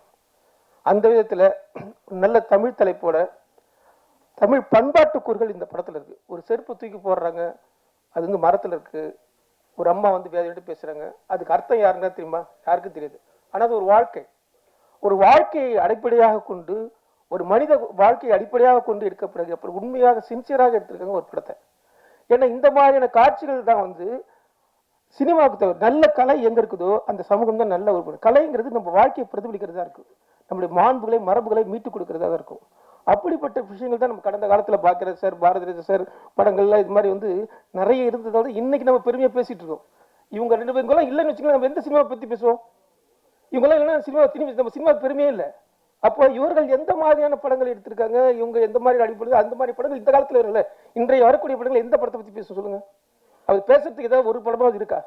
அப்போ இந்த மாதிரியான வாழ்க்கை அடிப்படையாக கொண்ட கலாச்சாரத்தை கொண்ட யதார்த்தமான படங்களை கொண்டு போகிற பொறுப்பு வந்து முழுக்க முழுக்க ஊடகங்களுக்கு தான் இருக்குது. நீங்களுடைய பணி தான் வந்து கண்டிப்பாக வந்து நீங்கள் எல்லாரும் இதை வந்து நீ அவசியம் வந்து சுணங்காமல் இதை பதிவேற்றுறதோ இல்லை எழுதுறதோ ஏதாவது ஒரு விதத்தில் வந்து செய்யும்போது தான் இந்த திரைப்படம் வந்து மக்கள்கிட்ட போய் கொண்டு சேரும். மக்கள் வந்து பார்க்குற தயாராக இருக்குங்க. மக்கள் நல்ல படங்களை பார்ப்பதற்கு கண்கள் இதயம் எல்லாத்தையும் திறந்து வச்சு காத்துட்ருக்குங்க. ஆனால் இங்கே கொடுக்குற இடத்துல தான் இருக்கக்கூடிய நிறைய சிக்கல் இருக்குது. அப்போது நீங்கள் தான் அதை வந்து நிறைய இன்னும் கொஞ்சம் கூடுதலாக 1 நிமிஷம் 2 நிமிஷம் அதிகமாக மெனக்கிட்டு நீங்கள் வந்து இதை செய்யும்போது தான் இந்த படங்கள் வந்து இன்னும் மக்கள்கிட்ட கொண்டு போய் சேரும். நன்றி, வணக்கம். வெள்ளக்குதிரை திரைப்படத்தினுடைய இசை வெளியீட்டு விழாவுக்கு வந்திருக்கோம். மரியாதைக்குரிய பத்திரிகையாளர் நண்பர்கள் மற்றும் அனைத்து டிவி நண்பர்கள் மற்றும் முன்னால் உட்காந்துருக்க சிறப்பு அழைப்பாளர்கள் எல்லாத்துக்கும் என்னுடைய பணிவான வணக்கம் தெரிவிச்சுக்கிறேன். அதே மாதிரி மேடையில் கூடிய என்னுடைய மரியாதைக்குரிய சகபாடிகள் எல்லாத்துக்கும் அவங்களுக்கு என்னுடைய வணக்கத்தை தெரிவிச்சுக்கிறேன். இந்த 1970லேருந்து 77க்குள்ளே எத்தனை சினிமா கம்பெனி இருக்குமோ அத்தனை சினிமா கம்பெனியும் ஏறி இறங்கி என்எஃப்டிசி மாதிரி அந்த மாதிரி இடங்களுக்கெல்லாம் ஏறி இறங்கி எவ்வளவு கஷ்டப்பட முடியுமோ அவ்வளோவெல்லாம் கஷ்டப்பட்டு தான் அப்புறம் 16 வயதில் சான்ஸ் கிடச்சி படம் எடுத்தார் டேரக்டர். அதே மாதிரி வந்து இந்த கிழக்கு போகும் ரயில் 2வது படம், அதுக்கு மெட்ராஸில் இருக்கிற எத்தனை ஹோட்டல் இருக்குமோ எல்லா ஹோட்டலையும் ரூம் போட்டு எல்லா பக்கம் டிஸ்கஷன்னு சொல்லி போய் ஒவ்வொரு 10 நாள் உட்காந்து சரியாக வரல மறுபடியும் ரூம் மாற்றுவோம் அப்படின்னு சொல்லி அதுக்கப்புறம் எங்கள் டைரக்டர் சுத்தமாக மனசு விட்டார். வேண்டாம் வேறு கதை பண்ணிக்குவோம் அப்படின்னு சொல்லிட்டு நான் வந்து இல்லை இது நீங்கள் ஏன் லைக் பண்ணிட்டு வந்தீங்களோ அதெல்லாம் ஜீவனான சீன்கள்.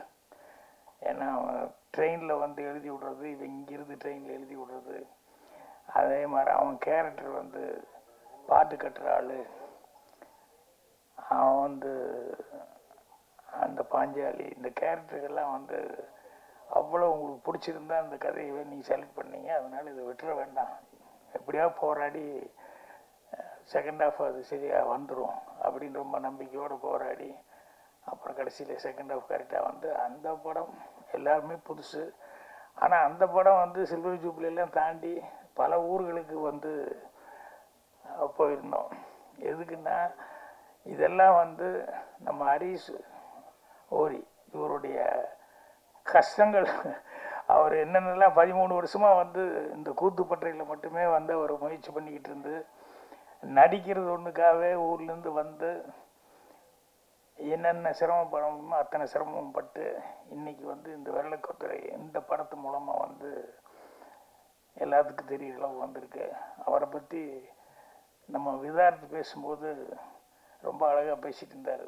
அதில் அட்ரஸும் கொடுத்துட்டு போயிருக்கல, அவருடைய வீட்டு அட்ரஸ் கொடுத்துட்டு இருந்தால் புதுசாக அசிஸ்டன்ட் டைரக்டர் வர்றவங்கெல்லாம் இந்த சான்ஸ் தேடி வர்றவங்க மெல்ல அவருடைய வீட்டுக்கு போய் ஒரு ப்ரெசன்ஸ் போட்டு ஒரு குட் மார்னிங் சொல்லிட்டு போவாங்க, சீக்கிரமே சான்ஸ் கிடைக்கும். ஏன்னா சில பேருக்கு அந்த ராசி உண்டு அந்த மாதிரி. அப்புறம் இன்னொன்று என்னென்னா, இந்த கொஞ்ச நாளைக்கு முன்னால் நம்ம டைரக்டர் வசந்த பாலன், அவர் நார்த் டைரக்டர் தான் குருதத்து. ஆனால் அவருக்கு வந்து வசந்த பாலன் அவர் ஒரு மலர் போட்டு இங்கே வந்து அவருடைய நண்பர்கள் எல்லாம் சேர்ந்து ஒரு விழா நடத்தினாங்க. ஏன்னா அவ்வளோ நல்ல டைரக்டர் அப்படின்னு சொல்லி இது அதில் போய் நான் கலந்துக்கும் போது தான் எனக்கு அந்த குருதத்து அவருடைய ஹிஸ்ட்ரி, அதுக்கப்புறம் வந்து சத்யஜித் ரே, மிருனாள் சென், இந்த மாதிரி டைரக்டர்ஸ் எல்லாருமே அவங்களுடைய படங்களை பற்றி அதெல்லாம் சொல்லும்போது தான் இதெல்லாம் நம்ம மிஸ் பண்ணிட்டோமே, இனிமேலாவது பார்க்கணும் அப்படின்னு சொல்லிட்டு. ஆனால் கேள்விப்பட்டுகிட்டே இருந்த மொழியே அவங்க கதைகளை பற்றி சொல்லுவாங்களே ஒழிய அதிகமாக வந்து உள்ளே போய் ரொம்ப அவங்கெல்லாம் இன்வால்வ் ஆகி பேசுகிற அளவுக்கு நம்ம பார்க்கலையே அப்படின்னு சொல்லிட்டு அது மேலே ஒரு சின்ன பிடித்தமே வந்தது. அது மாதிரி வந்து இந்த ஓரி 13 வருஷம் இந்த கூத்துப்பட்றையில் போய் இத்தனை வருஷம் கஷ்டப்பட்டுருக்காங்க போது அதையும் கொஞ்சம் நம்ம பார்க்கணும், அந்த கூத்துப்பற்றை என்ன அப்படிங்கிறது அப்படின்னு. அவர் எவ்வளோ தூரம் கஷ்டப்பட்டுருக்காருன்னு கூத்துப்பட்றையில் நானும் செல்வமணி சிரிச்சுக்கிட்டு அவர் வந்து இங்கே சாஷ்டாங்கமாக விழுந்தார். ஓ இப்படியெல்லாம் ட்ரைனிங் கொடுக்குறாங்களா அப்படின்னு சொல்லி. அது சரி இருந்தாலும் இந்த அளவுக்கு சாஷ்டாங்கமாக அப்படிங்கிறது எனக்கு தெரிஞ்ச பெரிய நன்றிங்கிறது வந்து நம்ம ஏவிஎம் சரவணன் சார் தான் நல்லா அப்படி, அதுதான் எல்லாருக்கும் ஃபேமஸ். அதுக்கு அடுத்தபடியாக உங்களுக்கு தான் இவ்வளோ பெரிய இது.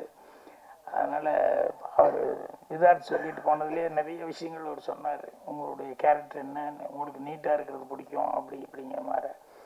அதெல்லாம் வந்து பெரிய ப்ளஸ் பாயிண்ட்டு. உங்களுக்கு வந்து அது வந்து எல்லா விதத்துலையும் இனிமேல் வந்து ஹெல்ப்பாக இருக்க போகுது.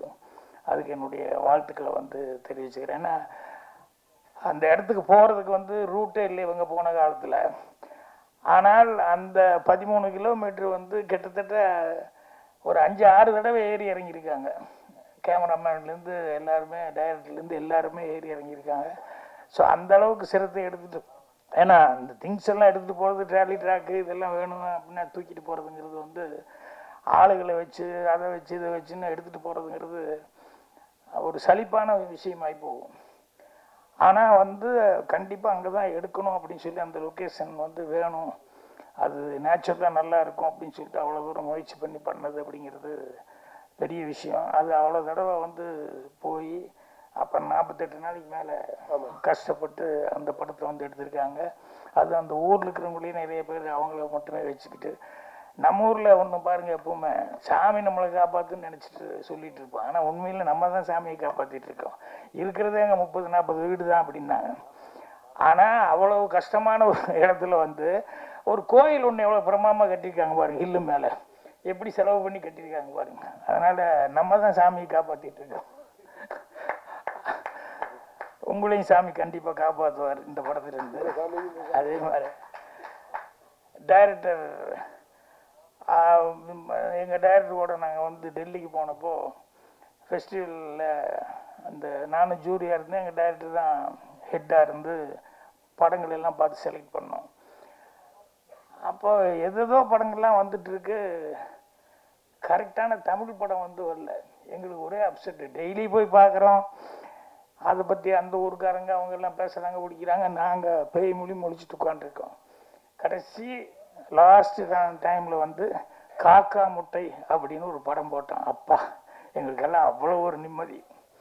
என்னென்னா நாங்கள் பார்த்த படத்தை எல்லாம் சிறப்பான படங்கள் வந்தது, ஆனால் அதையெல்லாம் தாண்டுற அளவுக்கு ரொம்ப நம்பிக்கை கொடுத்த படம் வந்து இந்த காக்கா முட்டை. அதை பார்த்து இனிமேல் எங்கள் எல்லாருமே நாங்கள் பூரா அவார்டு வாங்கி தமிழ்நாடே கொண்டாடுற அளவுக்கு எங்களுக்கு அவ்வளோ பெரிய சந்தோஷமாக இருந்தது. அந்த காக்கா முட்டை படத்தினுடைய உதவி இயக்குனர் அவர். ஸோ எந்த மாதிரி ஒரு டைரக்டர் எந்த மாதிரி இடத்துன்னு வந்திருக்காரு அப்படிங்கிறது இங்கே வந்து 2 முகங்களை பற்றி அழகாக சொன்னார். ஒரு பத்திரிகையாளர் முகம்னு ஒன்று சொன்னார், இன்னொரு முகம்னு சொன்னார். அதில் அவருடைய முகம் ரொம்ப நல்லா தெரிஞ்சது. அதே மாதிரி இருக்கிற டெக்னீஷியன்ஸு, அவங்க கோல்டு மெடல் வாங்கினவர், அவர் வந்து சான்ஸ் கிடைக்குமா அப்படின்னு சொல்லிட்டு கோல்டு மெடல் படிச்சுட்டு இப்படி வந்து யோசனை பண்ணிருக்காரு. கேமராமேன், இவங்கெல்லாம் கஷ்டப்பட்டுருக்காங்க. கண்டிப்பாக அவங்களுக்கு எல்லாத்துக்குமே ஒரு நல்ல எதிர்காலம் இருக்குது. அப்புறம் இவங்களை பற்றி விசாரித்தேன். அவங்க மராட்டி அம்மா, அப்புறம் பார்த்தா ஆனால் டாக்டரு, அப்பா வந்து கர்நாடிக் டீச்சர் நினைக்கிறேன், அவர் வந்து மலையாளி. அப்புறம் இவங்க பிறந்து வளர்ந்ததெல்லாம் பாண்டிச்சேரி, ஆனால் பேர் அபிராமி. இவ்வளவும் எல்லாம் இருந்து கடைசியில் சுத்தமாக தமிழ் பேசுனாங்க. அதுதான் ரொம்ப ஆச்சரியமாக இருந்தது. இந்த மாதிரி இதில் அவங்க கேரக்டரை பற்றி அவங்க அழகாக சொன்னாங்க. ரொம்ப அவங்களுக்கு பிடிச்சிருந்தது அப்படின்னு சொல்லிட்டு. ஸோ இந்த படத்துக்கு வந்து மெயினாக சிவா பேசும்போது சொன்னார், ஏதாவது சின்ன படங்களுக்கெல்லாம் நான் வந்து இது பண்ணேன், நான் வந்து இவ்வளோதான் ஃபங்க்ஷனுக்கு வர்றேன் அவ்வளோதான். ஆனால் ஆக்சுவலாக பார்த்தா செல்வமணிலேருந்து தனஞ்சனிலேருந்து சிவாலேருந்து உதயகுமார் இவங்க எல்லாமே பேரரசு எல்லாமே இதை தாண்டி அந்த சின்ன படங்களை எப்படியாவது கொண்டு வரணும் அப்படிங்கிற முயற்சி இருக்குது பாருங்கள். அதுதான் அவங்களுக்கு டெய்லி வேலையாகவே இருந்துகிட்ருக்கு. ஸோ ஏதாவது ஒரு படங்கள் இப்படி வந்துக்கிட்டே இருக்குது அந்த படத்தை. அதில் ஜேபி பேசும்போது சொன்னார், குகன் அவர்களுக்கு வந்து நன்றி சொல்லி சொன்னார். உண்மையில் இவங்க தான் கை கொடுக்கும் தெய்வம் இந்த மாதிரி சின்ன படங்களுக்கெல்லாம் வந்து இது. ஏன்னா அவ்வளோ சீக்கிரம் பெரிய படங்களுக்கு உடனே கிடைச்சிடும்.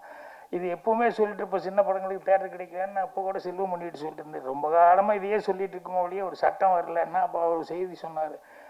டாக்டர் கலைஞர் அவர்கள் இருக்கும்போது சட்டம் போட்டிருந்தார், கண்டிப்பாக ஒரு சின்ன ஒரு தேட்டராவது கொடுக்கணும் அப்படின்னு சொல்லிட்டு. ஏன்னா நான் மலேசியாவிலாம் அந்த சட்டம் இருக்குது, கண்டிப்பாக அவன் ஊர் படத்துக்கு வந்து கண்டிப்பாக ஃபஸ்ட்டு கம்பல்சரியாக கொடுக்கணும் அப்படின்னு சொல்லி சட்டம் இருக்குது.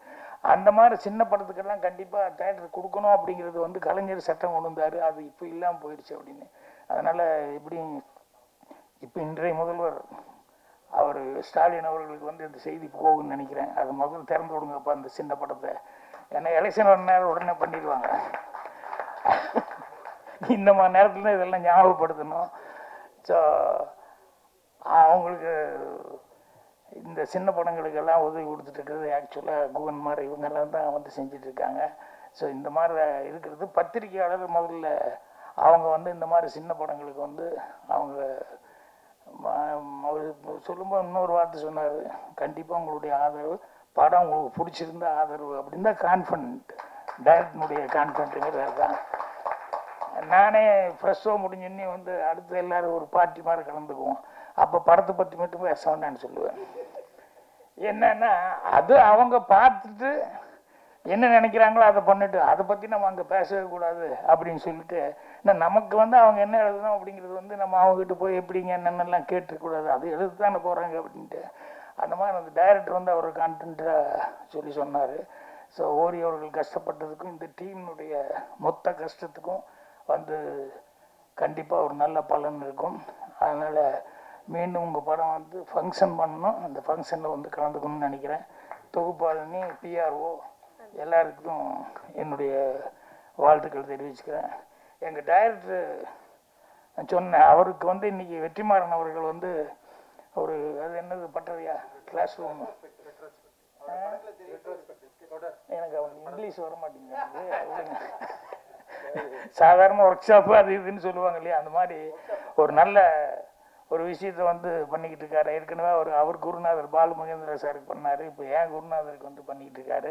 நேற்று அதை ஸ்டார்ட் பண்ணாங்க. நேற்றே நான் போக வேண்டியது இல்லை, நீங்கள் நாளைக்கு வாங்க கைதியின் டைரி படம் போகிறோம் அப்படின்னு சொன்னதுனால இப்போ அதில் போய் கலந்துக்கிறதுனால தான் நான் கொஞ்சம் நடுவுலேயே பேச வந்துட்டேன். மற்றபடி எல்லாத்துக்கும் என்னுடைய மனமார்ந்த நன்றியும் வாழ்த்துக்களையும் மீண்டும் தெரிவிச்சுக்கிறேன். நன்றி, வணக்கம். பேரரசர் இன்னும் நிறைய விஷயங்கள் அவர் பேசுவார்னு நினைக்கிறேன்.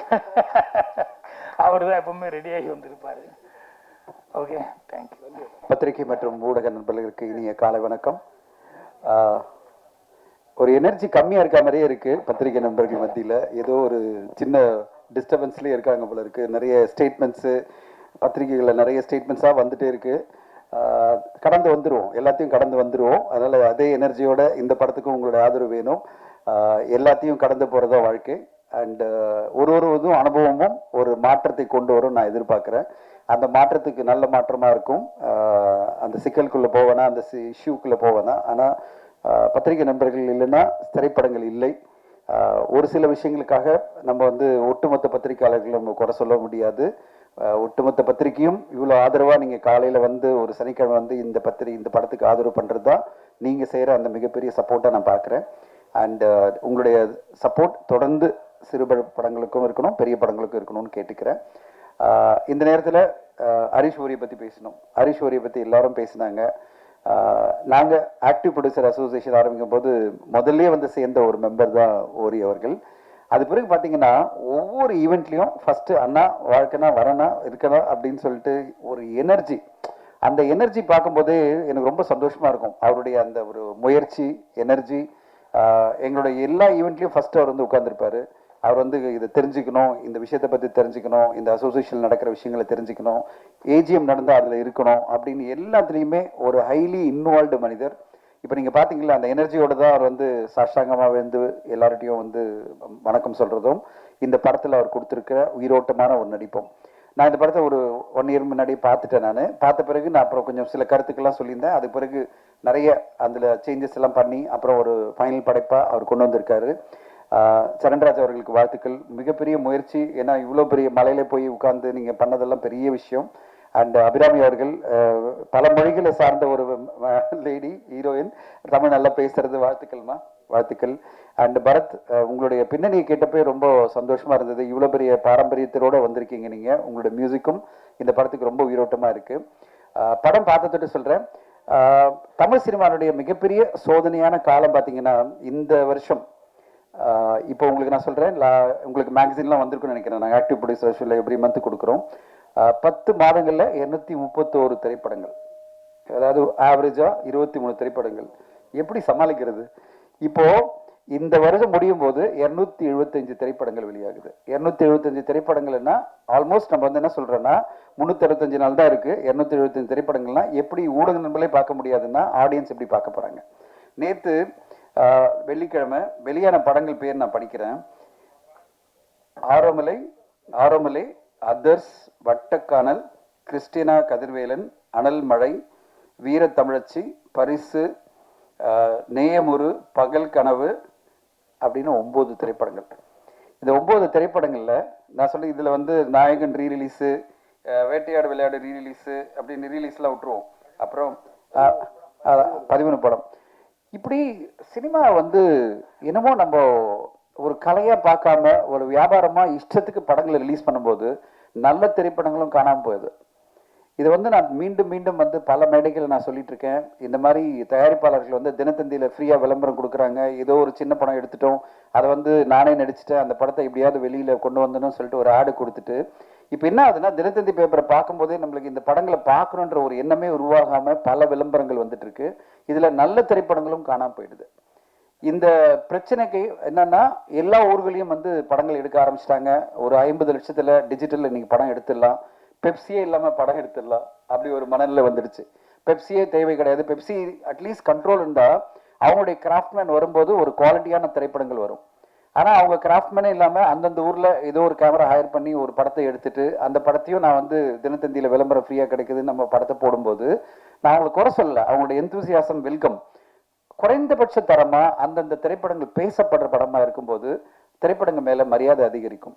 அப்படி இல்லாம நான் எனக்கு ஏதோ ஒரு எனக்கு தெரிஞ்ச ஒரு கலையை வச்சு நான் ஒரு படத்தை எடுத்துட்டு அதை விளம்பரமும் பண்ணிட்டேன், போஸ்டர் ஒட்டிட்டேன். இது பிறகு வந்து பார்த்தா பாரு பார்க்காம போனோம்னா ஃபர்ஸ்ட் பத்திரிகையாளர் மத்தியில் ஒரு அவர்ஷன் வந்துடுது, இந்த படங்கள்லாம் யார் வந்து பிரஸ் மீட் ஷோவில் பார்ப்பாங்கன்னு. அடுத்ததா ஆடியன்ஸ் மத்தியில் அதை விட அதிகமாக வந்துடுது. இதில் நல்ல திரைப்படங்களும் காணாமல் போயிடுது. நல்லதாக ஒரு திரைப்படம் வரும், ஒரு 4 படம் வந்ததுன்னா வாரத்தில் அட்லீஸ்ட் அந்த 4 திரைப்படங்கள் மேலே உங்களுக்கு அட்டென்ஷன் இருக்கும். நீங்களும் அதுக்கு ரிவ்யூ பண்ண முடியும், நீங்களும் அதை சரியான முறையில் கொண்டு போய் மக்கள்கிட்ட செலுத்த முடியும், அதாவது சேர்க்க முடியும். அதை ஆடியன்ஸை வந்து ஓரளவு இந்த வாரம் 4 படத்தில் இந்த படம் நல்லா இருக்கா, 2 படம் நல்லா இருக்கா, நான் போய் பார்க்கலாம்னு நினைக்க முடியும். அப்படி ஒரு நல்ல படமா ஹரீஸ்வரி வந்து இந்த படத்தை வெள்ளைக்குதிரை எடுத்திருக்காரு. ஏன்னா வரும்போது அவருக்கே தெரியாது, திடீர்னு பார்த்தீங்கன்னா முதல்ல ஆரம்பிக்கும் போது 3 படம் தான் இருக்கும் வாரத்தில். அடுத்த வாரம் அவர் போடும்போது ரிலீஸ் டேட்டு திடீர்னு பார்த்தீங்கன்னா அந்த ஃப்ரைடே பார்த்தீங்கன்னா 9 படம் இருக்கும். இதுதான் தமிழ் சினிமாவுடைய மிகப்பெரிய ஒரு சாபக்கேடை நான் பார்க்குறேன். இன்னைக்கு தமிழ் சினிமா மிகப்பெரிய சோதனைகளை சந்திச்சுட்டு இருக்கு சிறு பட்ஜெட் படங்களுக்கு.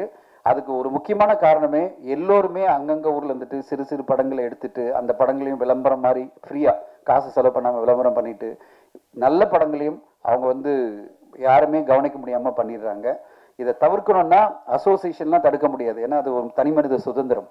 யாருமே யாரையும் தடுக்க முடியாது. அவங்கவுங்க படம் எடுக்கிறாங்க, அவங்க காசு போட்டு எடுக்கிறாங்க, அவங்க வந்து படத்தை வெளியிட முடியும். ஆனால் அவங்களுக்குள்ள ஒரு சுழ ஒழுக்கத்தோட நல்ல திரைப்படமாக கொண்டு வந்தீங்கன்னா கண்டிப்பாக வெல்கம்.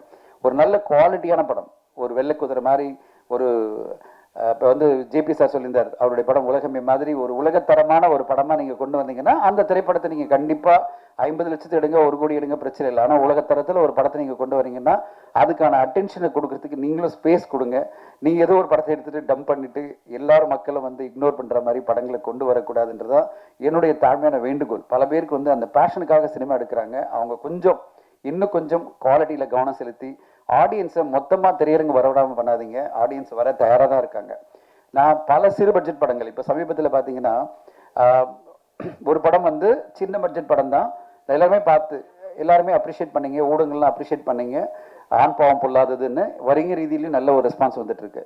இந்த வாரம் வந்த படங்களை 9 படம் வந்தாலும் ஆரோமலே அப்படின்ற படத்துக்கு நல்ல ஒரு ரெஸ்பான்ஸ் தேரியில் வந்துட்டு இருக்குன்னா அப்போ சிறு பட்ஜெட் படமாக இருந்தாலும் மக்கள் திரையரங்கு வர ரெடியாக இருக்காங்க. ப்ரொவைடட் டூ மெனி ஃபிலிம்ஸ் வராமல் இருந்தால் போகிறோம், அவங்க அட்டென்ஷன் இருக்கிற மாதிரி ஒரு படம் வந்தால் போகிறோம், கண்டிப்பாக மக்கள் திரையரங்கு வராங்க.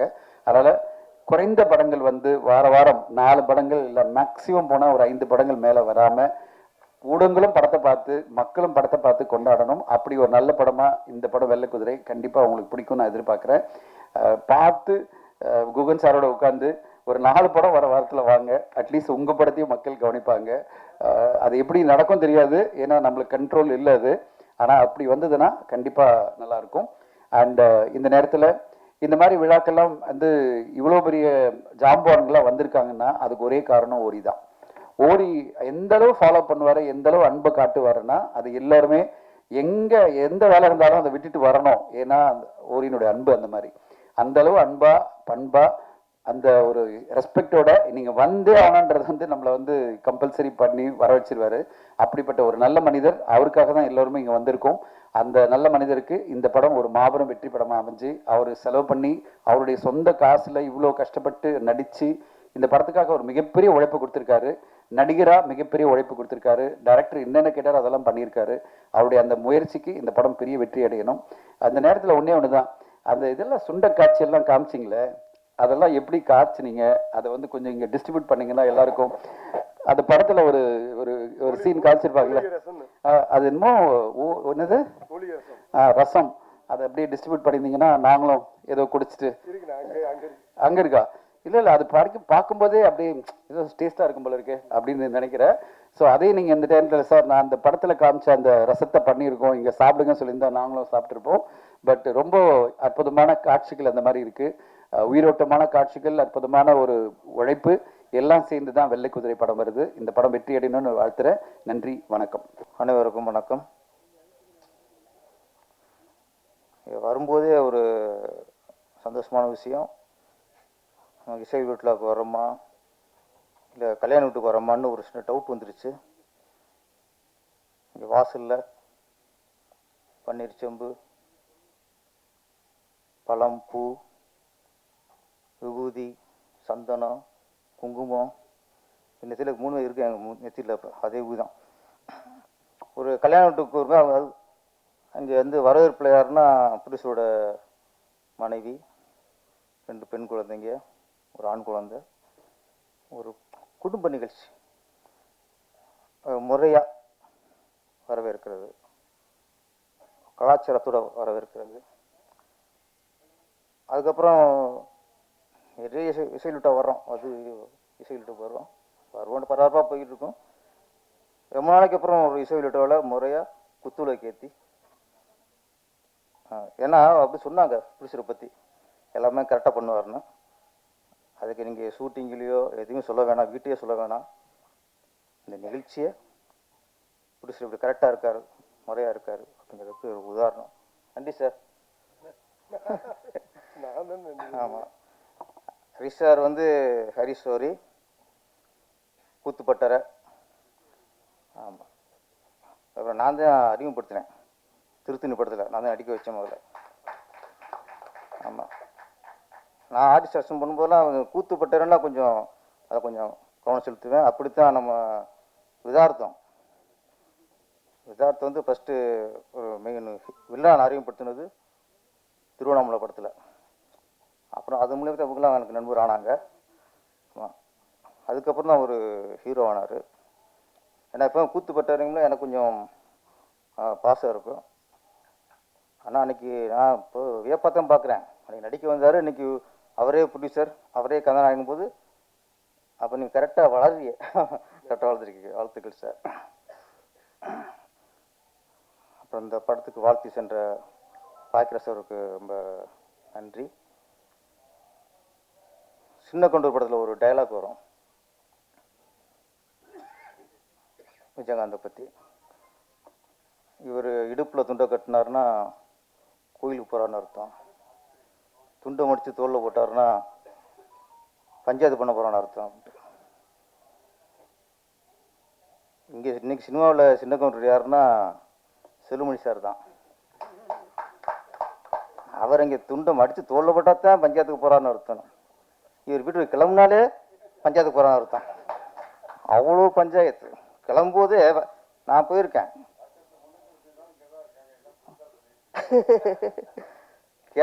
வீட்டு வெளியே வரும்போதே 4 பேர் இருப்பாங்க. அவங்கள பேசிட்டு இப்போ காரில் ஏறும்போதே அங்கே ஒரு சின்ன பஞ்சாயத்து ஆரம்பிச்சிடும். பெப்சியில் இறங்குனா அங்கே ஒரு கூட்டம். உதயகுமார் நாங்களாம் போவோம், தம்பி ஓகே இன்றைக்கி சரியாக வராது, நம்ம கிளம்பிடுவோம். நாங்கள் நைஸாக பாதியில் கிளம்பிடுவோம். அப்படியே இது எப்போ முடியுமோ எங்களுக்கு தெரியாது. அப்புறம் நைட்டு ஃபோன் கேட்டுக்குவோம், என்னாச்சு அது முடிச்சிட்டிங்களா அப்படின்ட்டு. இவ்வளவு பரபரப்புக்கு மத்தியில் இந்த படத்தை வாழ்த்த வந்திருக்க செல்வன் சாருக்கு நன்றி சார். சின்ன கவுண்டர் அவர் அவர் இங்கே இருந்துடலாம், வீட்டுக்கு போகிறதுல கிளம்ப தேவையில்லை, இங்கே ஒரு ரூமை போட்டு என்ன சார் அலைச்சல் ரொம்ப இருக்கும். அங்கேருந்து ஓஎம்ஆர்லேருந்து வராரு, அங்கேயே 2 hours ஆயிடுது. அப்புறம் இங்கேருந்து போகிறதுக்கு 2 hours ஆயிடுது. பிரசாத் ஆமாம், அப்புறம் திருப்பி அதை கேட்டுருவீங்க நீங்கள். அதில் நீங்கள் பிரசாத் உஷாராயிட்டாங்க, யார் சினிமாக்குன்னு ரூமை கொடுக்குறதில்ல. இப்போ வாங்க போங்க அவ்வளோதான், வாடகை கொடுங்க அவ்வளோதான். ஆமாம் ஆமாம்.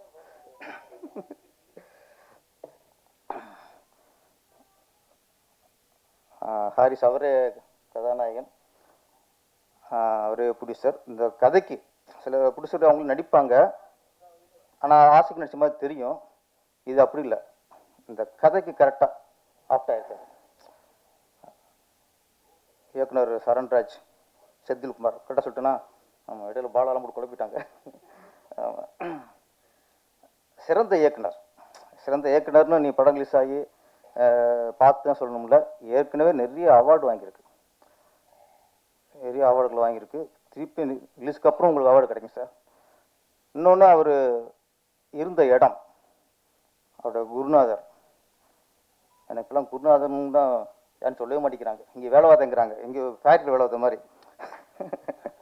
முன்னெல்லாம் பாரராஜா 2 குருநாதர் அப்படின்னு பாக்கியராஜ் சொல்லுவார், பாக்கியராஜ் 2 குருநாதர்னு பாண்டியராஜன் சொல்லுவார், பார்த்திபன் சார் சொல்லுவார். நம்ம ஜெயபிரகாஷ் வந்து 2 குருநாதர் பாரராஜா சொல்லுவார். இவர் இப்போ தான் நம்ம சிலுமணி சார் மணிவண்ணத்தான் குருநாதர் சொல்லியிருப்பார். இப்போலாம் டேரக்டராக எங்கேயோ ஒர்க் பண்ணுங்க, நான் இவர்கிட்ட வேலை பார்த்தேன், அவர்கிட்ட வேலை பார்த்தேன், கூலி வேலைக்கு போகிற மாதிரி போச்சு. அந்த நேரத்தில் அவர் சொல்லும்போது அறிமுகப்படுத்தும் போது, சார் நான் மணிவண்ணனோட உதவியாளர் சார், இவர் சார் மணிகண்டன் உதவியாளர் அப்படிங்கும்போது பரவாயில்ல, தன்னுடைய குருநாதர் பேரை சொல்லி தன்னை அறிமுகப்படுத்துகிறாங்கும்போது அங்கேயே அவங்க மேலே மிகப்பெரிய மரியாதை சார். இன்னொன்று, எனக்கு பிடிச்ச இயக்குனரில் மணிகண்டன் ஒருத்தர். காக்கா முட்டை தேசிய அவார்டு வாங்குச்சு. அடுத்து கடைசி விவசாயி, அதுவும் தேசிய அவார்டு வாங்குச்சு. கடைசி விவசாயி வந்து தமிழ்நாட்டில் பிறந்த எல்லாரும் பார்க்க வேண்டிய படம், ஒவ்வொரு விவசாயியும் பார்க்க வேண்டிய படம். சில படங்கள் வந்து சமூக அக்கறையோடு எடுக்கப்பட்ட படம், சில படத்துக்கு தான் தேசிய அவார்டு கிடைக்கும், சிலது லவ் ஸ்டோரி கிடைக்கும், ஃபேமிலி ஸ்டோரிக்கெலாம் கிடைக்கும், சில படங்கள் சமுதாய அக்கறையோடு எடுத்த படத்துக்கு கிடைக்கும். அப்படி கிடைச்சது தான் கடைசி விவசாயி. அதில் ஒரு சின்ன வருத்தம் அப்படின்னா, ஒரு நல்ல கதையை சொல்லி ஒரு நேஷனல் அவார்டு வாங்கின இயக்குனர் மணிகண்டன் அந்த மத்திய அரசு மதித்த அளவுக்கு நம்ம தமிழ்நாட்டில் அவரை வந்து கௌரவிக்கலை. யாரும் அவருக்கு வாழ்த்து சொல்ல, முதல்ல வாழ்த்து சொல்ல. அப்போ ஒரு கலைத்துறையில் தேசிய அவார்டு வாங்கின ஒரு இயக்குனருக்கு, ஒரு நடிகருக்கு, கலைஞருக்கு வாழ்த்து சொல்கிறது நம்ம அரசாங்கத்தோட கடமை. ஒரு விளையாட்டுத்துறையில் போய் சாதிச்சு வந்தால் நம்ம அவங்க வரவழைச்சு, சிஎம்ஏ வரவழைச்சு அவங்க வாழ்த்துறாங்க. மணிகண்டனை யாரும் கண்டுக்கலை. ஆனால் இயக்குனர் சங்கம் வாழ்த்து தெரிவிச்சது. நாங்கள் அவரை வரவழைச்சு பாராட்டுறதுக்கு நாங்கள் அவரோட கேட்டோம் சார். அப்போ அந்த இதில் ஒரு ஊரில் இல்லை. அப்போ திரும்ப அவருக்கு அப்புறம் திரும்ப கூப்பிட்டோம், அவர் கொஞ்சம் அவாய்ட் பண்ணார். ஏன்னா அவருக்கு ஏதோ ஒரு காயம் இருந்திருக்குன்னு நினைக்கிறேன். இப்போ முதலமைச்சர் வந்து வேறு எந்த இயக்குனருமே வீட்டு கூப்பிட்றதில்ல, எந்த இயக்குனருமே பாராட்டுறதில்லைன்னா கேட்க போகிறதில்ல. நீங்கள் சில இயக்குனரை வீட்டில் வரைச்சி பாராட்டும் போது ஒரு தேசிய அவார்டு வாங்கின இயக்குனர் நீங்கள் கௌரவிக்கணும் இல்லையா? செய்தித்துறை அமைச்சர் இருக்கிறதில்ல, குறைந்தபட்சம் அவங்களாவது அவங்கள கௌரவிக்கணும். அப்போ தேசிய அவார்டு வாங்கின ஒவ்வொரு கலைஞனும் பாராட்டுறது, அது இந்த ஆட்சி அந்த ஆட்சியும் இல்லை, எந்த ஆட்சியாக இருந்தாலும் சரி அந்த அரசாங்கம் ஒரு கடமை. நீங்கள் ஏன்னா தமிழ்நாட்டுக்கு ஒரு கலைஞன் வந்து ஒரு கௌரவத்தை எடுத்துகிட்டு வரான், ஒரு பெருமையை கொண்டு வரான். அவ யார் பாராட்டுறது? சினிமாக்கு நாங்களே பாராட்டிக்கிறதா? இப்போ நான் பாராட்டினாலும் ஒன்று தான், செல்வன் சார் பாராட்டினாலும் ஒன்று தான், உதயகுமார் சார் பாராட்டினாலும் அங்கே எங்கள் குடும்பத்து சகோதரில், சுகத்து எங்கள் குடும்பத்து உறவுகளில் நாங்கள் பாராட்டிக்கிற மாதிரி அது அவ்வளவு பெருமை இருக்காது. ஒரு அரசாங்கம் பாராட்டணும். ஏன் சொல்கிறேன்னா, அடுத்து ரெடியாக இருக்கார் எங்கள் சரண்ராஜ், ரெடியாக இருக்கார். கண்டிப்பாக இந்த வெள்ளைக்குதிரைக்கு அவர் அவார்டு வாங்குவார். அப்போ சமூகங்களை அவர் அங்கீகரிக்கணும். சமூகம் ஒரு நல்ல கருத்துள்ள படம், ஒரு ஒரு கலாச்சார சிறுவ வைக்கிற படம், ஒரு தவறான கருத்து சொல்கிற படம், வன்முறை சொல்கிற படம், இதுக்கெல்லாம் நம்ம கோவப்படுறோம்ல. அப்போ இதுக்கெல்லாம் நம்ம கோவப்படும் போது ஒரு நல்ல படம் வந்தால் அதை ஆதரிக்கணும் சார். அப்போ தான் இதுக்கெல்லாம் கோவப்படுறதுக்கு நமக்கு அர்த்தம் இருக்குது. இதுக்கு மட்டும் கோவப்பட்டுட்டு நல்ல கருத்துள்ள படம் வரும்போது கம்முன்னு இருந்தால் நம்மளும் தப்பு. மலைவாழ் மக்கள் பற்றி இந்த கதை ஆக்சுவலி வெள்ளை குதிரை டைட்டிலே ரொம்ப ஒரு கேட்சிங்கான டைட்டில். வெள்ளை குதிரை. எங்களுக்கெல்லாம் வெள்ளை குதிரைன்னா எம்ஜிஆர் ஞாபகத்துக்கு வரும். பிரச்சனை எம்ஜிஆர் தான். அது எல்லா படத்துலையும் குதிரை வந்தோன்னா வெள்ளை குதிரை வருவார் அவர். ஆமாம், வெள்ளை குதிரை எம்ஜிஆர் தான். அங்கேயே ஃபர்ஸ்ட் ஆரம்பிச்சது. எனக்கு இந்த கதைக்கு தகுந்த மாதிரி ரைட்டில் வச்சுருப்பீங்க. நான் சில படப்பிடிப்புக்காக ஒரு போயிருந்தேன். அப்போ மலைவாழ் மக்களோட பழகுற வாய்ப்பு கிடைச்சது. அவங்க நடந்தே போகிறாங்க. அங்கங்கே வீடு, பக்கத்துலேயும் வீடு இருக்காது, அங்கங்கே இருக்கும். கஷ்டப்படுறாங்க. அவன்கிட்ட பேசி பார்க்கும்போது இவெல்லாம் கஷ்டப்படுறாங்களே, ஆனால் ஒன்று அவங்களுக்கு கீழே வீடு கொடுத்து வாங்கினா வரமாட்டாங்க. வர மனநிலை இல்லை அவங்க. ஏன்னா அவங்களுக்கு அந்த இடம், அந்த சூழல், அவங்களுக்கு அந்த அந்த அந்த மக்கள் தான் இங்கேயே வாழ்றதுக்கு சந்தோஷப்படுறாங்களே தவிர கீழே வர்றதுக்கு அவங்க பயப்படுறாங்க. உண்மை, பயப்படுறாங்க. ஏன்னா அங்கே நிம்மதியாக வாழ்றாங்க சார். அங்கே டாஸ்மாக்லாம் இல்லைங்க, அங்கே லஞ்சம் ஊழலும் இல்லை. அவங்க நிம்மதியாக வாழ்றாங்க. அவங்கள கூட இங்கே உள்ளே விடுச்சுங்களே, எவன் உள்ளே விட்டோன்னா அவனை அடிப்பாங்க. ஏன்டா இங்கே கொண்டு விட்டேன்ட்டு. அவங்களுக்கு கீழே அவ்வளோ மோசமாக இருக்குது. அதில் அவங்க தெளிவாக தான் இருக்காங்க. நீ போட்டால் ரோடு போட்டால் போடு, நான் வந்துக்கிறோம். நீ ரோடு போடலையா பரவாயில்ல, நாங்கள் இங்கேயே இருந்துக்கிறோம். அவங்களுடைய சூழல் அவங்களுக்கு நிம்மதியாக தெரியுது, அவங்க சந்தோஷமாக இருக்குது, அவங்க வாழ்கிறாங்க. அப்புறம் இந்த படம் பார்க்கும்போது ஒரு விஷயம் பாராட்டணும் சரண்ராஜ் அவர்களை. ஆர்டிஸ்ட் செலெக்ஷன் எல்லா கேரக்டரும் கரெக்டாக இருந்துச்சு. ஆப்டா கதாநாயகிலிருந்து ஒரு ஒரு இளம் வில்லன் செல்வன் சார். அவர் சின்ன வயசில் மணிவண்ணன் மாதிரி ஒருத்தர் பிடிச்சிருக்காரு சார். கரெக்டாக அவர் பார்த்தோன்னா அது ஒரு இளம் வயசு மணிவண்ணன் மாதிரியே இருந்துச்சு. ஆமாம், நிறைய கரை எல்லாம் ரொம்ப ஆப்டாக இருந்துச்சு. கதாநாயகி நான் டவுட்டு அவங்க தான் இவங்களான்ட்டு.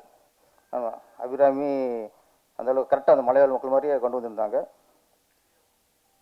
இந்த ஆர்டிஸ்ட் செலக்ஷனுங்கிறது ரொம்ப சவாலான விஷயம். கமர்ஷியல் படத்துக்கு வேற, அங்கே கதாநாயகெல்லாம் ஈஸியாக பிடிச்சிப்போம். இப்போ என்னோடய படத்துக்குலாம் திருசா இல்லைன்னா நயன்தாரா இல்லைன்னா அஸ்வின் இல்லைன்னா கீர்த்தி சுரேஷ், இப்படி சாய்ஸ் தான். அது எஸ் முத்துராமன் சார் இருக்கட்டும், இயக்குனர் ராஜசேகர் சார் இருக்கட்டும், எஸ் ரவிக்குமார் சாராக இருக்கட்டும். கமர்ஷியல் இயக்குனருக்குலாம் கதாநாயகிகளை தேர்ந்தெடுக்கிறது ரொம்ப ஈஸி. அந்த நேரத்தில் யாருக்கு மார்க்கெட் இருக்கோ அவங்க தூக்கி நான் உள்ளே போட்டுருவோம். ஆனால் அந்த வாழ்வியல் படத்தை எடுக்கிறாங்கல்ல, அவங்களுக்கு கதாநாயகிகள் செலக்ஷன் ரொம்ப ரொம்ப கஷ்டம். அவங்களுக்கு ரொம்ப மெனக்கிடுவாங்க. ஏன்னா அவங்களுக்கு அந்த கதைக்கு ஏற்ற மாதிரி அந்த கதைக்கு அந்த கதாநாயகி என்ன கேரக்டரு, என்ன கதாபாத்திரம்,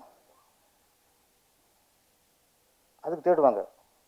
இப்போ செல்வமணி சார்லாம் கேப்டன் பிரபாகரில் ரூபினி இல்லைன்னா ராதா போட்டுக்கலாம், இல்லைன்னா அம்பிகா போட்டுக்கலாம்.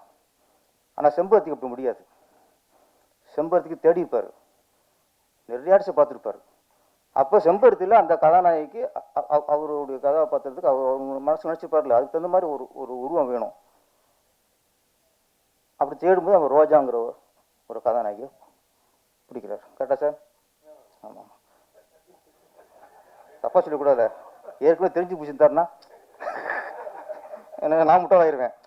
கதாநாயகி தேர்ந்து பிடிச்சதுக்கு அப்புறம் பிடிச்சிருக்காரு, அது வேறு விஷயம். அது செகண்ட் பார்ட் இருக்காது. அது மாதிரி உதயகுமார் சார். ஆமாம், அவர் கமர்ஷியலாக இப்போ விஜயகாந்த் படத்துக்கு சுகன்யா நீ அப்படி போயிருக்கலாம். பொண்ணுமணி அப்படிங்கும்போது அதுக்கு ஒரு கதாநாயகி தேவைப்படும். அப்போ யூஸ்வலாக உள்ள கதாநாயகி போட முடியாது. அப்போ புதுசாக தேடுவார். அப்போ தேடினா தான் சௌந்தர்யா. என்ன சார்?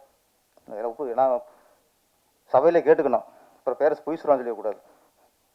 அது மாதிரி இப்போ பாரதிராஜா சார் படம் மண்வாசனை. மண்வாசனைலாம் ரேவதியை தவிர வேறு யாரும் நினச்சி பார்க்க முடியாது.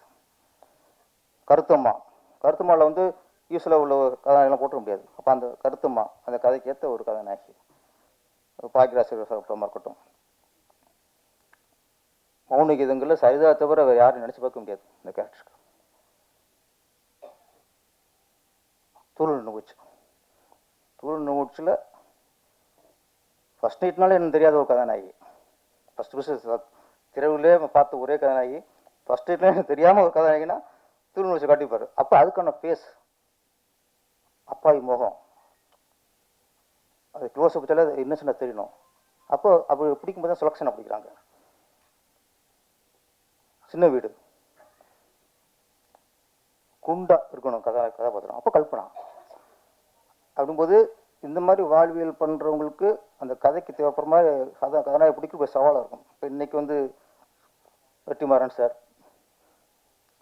மாரி செல்வராஜ், அப்பா ரஞ்சித், அவர் வாழ்வியல் படம் எடுக்கிறாங்கல்ல, அவங்களாம் இந்த மாதிரி ஒரு கதாநாயகிகள் தேர்றதும் மற்ற கதாபாத்திரங்களுக்கும் ஏற்ற மாதிரி ஆர்டிஸ்ட் செலெக்ஷன் வந்து ரொம்ப கஷ்டம்.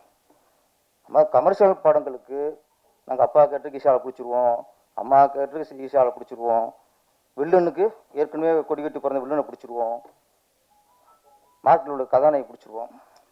இந்த மாதிரி வெள்ளைக்குதிரை மாதிரி ஒரு வாழ்வியல் படத்துக்கு ஆர்டிஸ்ட் செலெக்ஷன் பண்ணுறது எப்படி கதை ரெடி பண்ணுறாங்களோ அந்த அளவுக்கு ஆர்டிஸ்ட் செலெக்ஷனும் முக்கியம். இதில் நான் பார்க்கும்போது எல்லா கதாபாத்திரங்களும் கரெக்டாக இருந்தது. அதுக்கு முதல்ல சாருக்கு, இயக்குனர் சரண்ராஜுக்கு என்னுடைய வாழ்த்துக்கள்.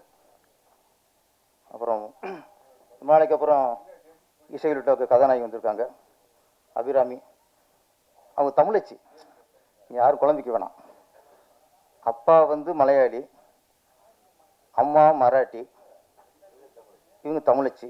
எங்கே கன்ஃபார்ம் பண்ணோன்னா கேட்டேன், உங்களுக்கு மராட்டியம் தெரியுமான்னு கேட்டேன். பேசுனா புரியும், பேச தெரியாது அப்படின்னாங்க. மலையாளம் பேசுகிறான்னு கேட்டேன். என்னண்ணா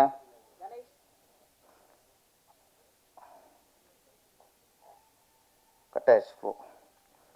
மலையாளம் கதாநாயகி பேசும்போது தான் இல்லை விட்டுக்கட்ட போகிறது. அப்போ அப்பா மலையாளி, உங்களுக்கு மலையாளம் பேச தெரியுமா கேட்டேன். மலையாளம் யாராவது பேசினா புரியும், எனக்கு பேச தெரியாது அப்படின்னு. தமிழ் நல்லா பேசுவாங்க. உங்களுக்கு புரியாது, என்ன புரியும். தமிழ் நீங்கள் இப்போ பேசி கேட்டிங்களா? இப்போ நல்லா பேசுவாங்க தான். அதனால் அவங்களுக்கு மலையாளம் பேச தெரியாது, மராட்டியும் பேச தெரியாது, தமிழ் பேச தெரியும். எங்களுக்கு தமிழ்நாட்டில் தமிழ் பேசினாலே நாங்கள் தமிழ்ச்சின்னு ஒத்துக்குவோம், தமிழ் ஒத்துக்குவோம் சார். வாழ்த்துக்கள். ஹரிஸ்வரி, ஓகே. வெள்ளைக்குதிரை இந்த படம் மிகப்பெரிய வெற்றி அடைஞ்சு நீங்கள் பெரிய ப்ரொடியூசராக வந்துடணும், நான் மிகப்பெரிய நடிகராக வந்துடணும், நிறைய நடிகரை உருவாக்கணும், நிறைய புது புது இயக்குநர்களையும் உருவாக்கணும். இந்த படம் வெற்றி அடைய வாழ்த்துக்கள். நன்றி, வணக்கம். பேரரசு பேசின கடைசியில் என்ன பேசுறதுன்னே தெரியல. இயக்குனர் சரண் வந்து பேசும்போது கொஞ்சம் பேரரசு மாதிரி இருந்தது. பட பட பட பட பட பட பட படன்னு ஒரு வேகமாக பேசினவர்.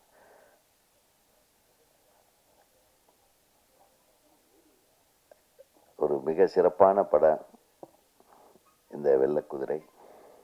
வெள்ளை குதிரையா வெள்ளை குதிரையா? கல்வக்கியல். ஸோ வெள்ளை குதிரை தான் அது. பாக்கியராஜ் சார் சொன்னார், அவங்க கிழக்கு சீமையில் கதை எப்படி பண்ணாங்க, எத்தனை இடத்துல ரூமை மாற்றி டிஸ்கஸ் பண்ணி கதையை பண்ணது சொன்னாங்க. கிழக்கே போகும் ரயில். அதே மாதிரி நம்ம செல்வமணி கதை பண்ணாருன்னா ஒரு 10 நியூஸ் பேப்பரை பார்ப்பார். அந்த 6 மாதத்தில் என்னென்ன நடந்ததோ அது எல்லாத்தையும் பிட்டாக வச்சு ஒன்றா ஒட்டி அதுக்கு ஒரு கதையை உருவாக்கிடுவார். இந்த வீரப்பன் கதை, ஆட்டோ சங்கர் கதையெல்லாம். ஸோ இதெல்லாம் ஈஸி அப்படின்னு நினைக்காதீங்க, அது ரொம்ப ரொம்ப சிரமம். அதுவும் கெட்டுறக்கூடாது, சொல்கிற ஃப்ளோவில் ஒரு கதையும் கெட்டுறக்கூடாது. ஸோ அந்த 2 விஷயங்களையும் அதே மாதிரி புதுசாக ஒரு கதையை உருவாக்குறதுன்றது பாருங்கள், பாக்கியராஜ் சொன்ன மாதிரி ஃபர்ஸ்ட் ஹாஃப் வந்துடும், அதுக்கப்புறம் கிளைமேக்ஸ் எப்படி பண்ணுறதுன்றது அது கிட்டத்தட்ட 1 வருஷம் கூட எடுத்திருக்காங்க. நான் சில படங்களுக்கு கிளைமேக்ஸே வராமையே ஷூட்டிங் போயிடுவேன். அது போகிற போக்கில் வந்துடும் கிளைமேக்ஸ். ஷூட்டிங் எடுக்கும்போதே அது ஒரு நாள் திடீர்னு தோணும். அது ஒரு நல்ல ஃப்ளோ இருக்கிற கதைக்கு ஒரு நல்ல கிளைமேக்ஸ் எப்படி இருக்கும். ஒரு அதாவது முதல்னு ஒன்று இருந்தால் ஒரு முடிவுன்னு கண்டிப்பாக இருக்கும். அந்த முடிவு சரியான முடிவை நம்ம தேர்ந்தெடுக்கிற இடத்துல தான் நம்ம இருக்கிறோமே தவிர, எல்லா உணர்வுகளுக்கும் ஒரு முடிவு இருக்குது, எல்லா நிகழ்வுகளுக்கும் ஒரு முடிவு இருக்கு. ஆனால் இந்த பயலுக மிகப்பெரிய ஆளுங்க. ஒரு ஊரை கூட்டு போய் ஒரு மலையை காட்டி, அதாங்க கோயில், இதாங்க தெரு, இதை வச்சு ஒரு கதை பண்ணுங்கன்னா என்னால் லொல்லுடாது. அதில் ஒரு கதையை உருவாக்கியிருக்கானா அந்த வேகம், நம்ம ஜெயிக்கணுங்கிற அந்த ஒரு வைராக்கியம், கிடைக்கிற கதையை படம் எடுக்கிறது வேற, கிடைக்கிற தயாரிப்பாளர்கள் நடிகர்களை வச்சு ஒரு கதையை உருவாக்குறது வேற. ஆனால் கிடைக்கிற ஒரு காட்டுற ஒரு இடத்த பார்த்து ஒரு கதையை ஒருத்தன் உருவாக்கிருக்குன்னா ஹேட்ஸ் ஆஃப் டு யூ. ஏன்னா இது சாதாரணமான விஷயம் இல்லை. அப்போ அந்த இடத்த போய் அதில் வாழ்ந்து அதில் இருக்கிற விஷயங்கள் என்ன, பயங்கரமான ஆளுங்க. எனக்கு கூட ஏதாச்சும் ஒரு பாறை கீரை ஏதாச்சும் காட்டுங்க. இவரை நம்பி யாராச்சும் வாய்ப்புக்கு போகலாம். ஏன்னா அவர் அப்படியே கூப்பிட்டு போய் இந்த ஆற்றை காட்டி இதை பார்த்து ஒரு கதை பண்ணுங்கன்றவார். ஒரு நிலத்தை காட்டி இது ஒரு நல்ல விஷயம், ஒரு நல்ல இன்ஸ்பிரேஷன் நீங்கள் கொடுத்துருக்கீங்கன்றது நான் பாராட்டுறேன் உண்மையிலுமே. ஆனால் கண்டிஷன் போட்டிங்க பாருங்க, நான் தான் கதாநாயகன்னு, அங்கே தான் அவன் சிக்கியிருப்பான். ஆஹா, அதையும் ஒரு சேலஞ்சாக எடுத்து பார்த்தீங்களா. ஸோ ஒரு இயக்குனர் முதல் படம் பண்ணுறதுக்கு எந்தெந்த விதமான சோதனைகள் வரும்ன்றது நல்ல யோசனை பண்ணி பாருங்க. நல்ல வேளை நான் படம் பண்ணும்போது எங்கள் தயாரிப்பாளர், இது பாருப்பா பிரபு கார்த்திக் இந்த 2 பேர்த்து வச்சு ஒரு கதை பண்ணு, கண்டிஷனே தான். மணி ஐயர்னு ஒருத்தர் என்னை கூப்பிட்டாரு, நீங்கள் தான் இந்த ஊமை வெளிகள் எல்லாம் கூட ஒர்க் பண்ணீங்களா? ஆமாம் சார், இப்போ இந்த ஃபிலிம் இன்ஸ்டியூட்னா கொஞ்சம் மார்க்கெட் இருக்குது, சரி ஒரு படம் பண்ணலாம். சரிங்க, கண்டிஷன் நம்பர் 1 பிரபு கார்த்திக் 2 பேர், அவங்கள வச்சு ஒரு கதை பண்ணி, அது சாதாரணமாக முடியுமா? அது ரெண்டுமே 2 ஆங்கிளில் இருப்பாங்க. பிரபு ஒரு ரேஞ்சு, கார்த்திக் ஒரு ரேஞ்ச். அப்புறம் அதுக்கு கதையை பண்ணுறதுக்கே கிட்டத்தட்ட ஒரு 2-3 மாதம் ஆயிடுச்சு. அதுக்கப்புறம் 2வது கண்டிஷன் போடுறேன், இந்த கதையை போய் அவங்க 2 பேர்த்துக்கு சொல்லி அவங்க ஓகே என்னதான் படம் ஆரம்பிப்பேன். எவ்வளோ பெரிய கஷ்டமான விஷயம் பாருங்க. அப்புறம் முதல்ல யார் ஓகே சொல்லுவாங்க அப்படின்ட்டு ஒரு ஐடியா பண்ணி, நான் நண்பர் நித்யானந்தம் நம்ம டீமோட போய், பிரபு சார் சின்ன தம்பி பெரிய தம்பி ஷூட்டிங், அப்போ செல்வமணி எங்கள் அசிஸ்டண்ட்டாக இருக்கார். கரெக்டாக எங்கே நம்ம மாதம்பட்டியில் அந்த டனல்லையே எங்கேயோ எல்லாம் ஏறி ஏதோ ஒரு சீன் எடுத்துகிட்டு இருக்காங்க நதியா கூட. அப்போ பிரபு சார் கொஞ்சம் ஃப்ரீ. அப்புறம் பிரபு சார் கூப்பிட்டுருந்தாரு. அங்கே போய் ஒரு ஓப்பனிங் கொஞ்சம் நேரம் கதை சொன்னேன். பிரபு சார் அவருக்கு பிரபு சார் கதை கேட்குற அந்த இது நல்லா இருக்கு கட்டி பிடிச்சி ஐ எம் டூயிங் அப்படின்ட்டாப்புல. அவ்வளோதான். ஸோ எனக்கு உங்களுக்கு எப்படி இவர் கிடைச்சாரோ, அல்லது இவருக்கு எப்படி நீங்கள் கிடைச்சிங்களோ, அந்த மாதிரி எனக்கு பிரபு சார் கிடைச்சார். வித்தவுட் பிரபு நான் இன்னைக்கு இந்த மேடையில் நின்றுருக்க மாட்டேன், நான் டைரக்டரே ஆகிருக்க முடியாது.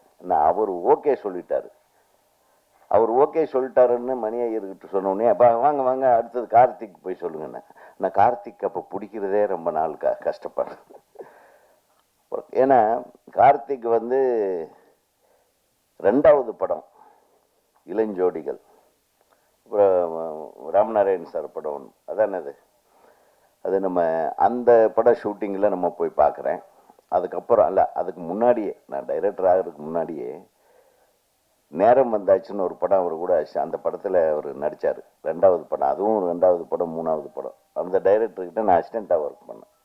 என்னை மேத்தா சார் சேர்த்து விட்டார்.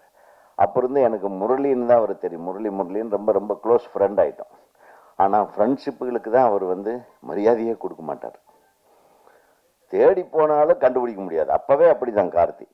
ஆனால் பார்த்துட்டா உதய் ஹவ்யூ ஏய் கமான் என்ன இப்போ படம் பண்ணலாம் நீ அப்போவே சொன்னியே. நான் ஃபிலிம் இன்ஸ்டியூட்டில் படிக்கும்போதே நம்ம பண்ணலாமன்னா வாங்க ஒய்காண்ட் வாங்க கதையை சொல்லுங்க அப்படின்னு கதை சொன்ன உடனே ஆச்சரியம் என்னன்னா கார்த்திக் கட்டி பிடிச்சா ஐ எம் டூயிங் இட். அந்த கேரக்டர் யார் பண்ணுறா? பிரபு பண்ணுறாரு. பிரபு சூப்பர், பிரபு கார்த்திக் டிஃப்ரெண்ட்டாக இருக்கே காம்பினேஷன் சார். இது அனௌன்ஸ்மெண்ட் வந்த உடனே மணிரத்னம் அதே காம்பினேஷன் அனௌன்ஸ் பண்ணுறாரு. நம்ம போராத காலம் நான் 1.25 வருஷம் எடுத்தேன். அவர் 6 மாதத்தில் முடிச்சிட்டாரு. நாங்கள் தாண்டி வந்த கதைகளை விட அந்த கதையை உருவாக்கி நம்ம டைரக்டரான கதையை சொன்னாவே எல்லாம் மயக்கம் போட்டு விழுந்துருவீங்க. ஸோ நீ ஓரளவுக்கு மலையை பார்த்து ஆளை பார்த்து ஒரு கதை எழுதிட்டேன். வாழ்த்துக்கள் சார். இது சாதாரண விஷயம் இல்லை. அப்புறம் அபிராமிக்கு இந்த மலையில் அபிராமி கூட நேராக மலையை ஏற்றி தான் நீ கன்ஃபார்மே பண்ணியிருக்க. கொடுமைக்காரன்டா நீ. மலை ஏறினா தான் நீ ஹீரோயின், இல்லைன்னா ஹீரோயின் இல்லைன்னு. ஸோ ஒரு சுகமான ஒரு சுமையைத்தான் நீ சுமந்துருக்குறீங்க. அது இந்த படத்தில் எவ்வளவு அழகான அனுபவம் இருந்துக்காம இன்னைக்கு சிரிச்சுட்டு உட்காந்துருக்கான் பாருங்க. அது தயாரிப்பாளர் சிரிச்சுட்டு நிற்கிறான் பாருங்க. இந்த சிரிப்பு தொடர வேண்டும். அது வெற்றியின் மூலமாக மிகப்பெரிய ஒரு வளர்ச்சியை நீங்கள் அடைய வேண்டும் என்று கூறி உங்கள் ஒட்டுமொத்த குழுவினருக்கும் உங்களுடைய துணை இணை இயக்குனர்கள், அது யார் யார் வந்திருக்காங்களா இல்லையான்னு தெரில, அது அவங்களெல்லாம் கூப்பிட்டு கௌரவப்படுத்தணும். எங்களுக்கெல்லாம் நாங்கள்லாம் வளர்றது காரணமே எங்களுடைய துணை இணை இயக்குனர். என்ன நான் பண்ணுற டார்ச்சரை விட அவனுக்கு அடைஞ்ச டார்ச்சர் தான் ஜாஸ்தியாக இருக்கும். நீ அதை போய் எடுத்துகிட்டு வான்றுவேன். மலையிலேருந்து அவன் 4 தடவை இறங்குவான். அவனை நம்ம ரெக்கக்னைஸ் பண்ணணுமா இல்லையா? எங்கள் துணை இணை இயக்குனர்கள் ஆக பணியாற்றிய அனைவருக்கும் வாங்க வாங்க வாங்க. டைரக்டர் யூனியன் தலைவர் வந்திருக்காருன்னா அப்புறம் நாங்கள் இதையும் கூட செய்ய முடியாதா என்ன? நீங்கள் செய்யாத நாங்கள் செய்ய முடியா? எல்லாம் உறுப்பினர் ஆக்கிடுறோம். ஆமாம், வாழ்த்துக்கள் வாழ்த்துக்கள். அதே மாதிரி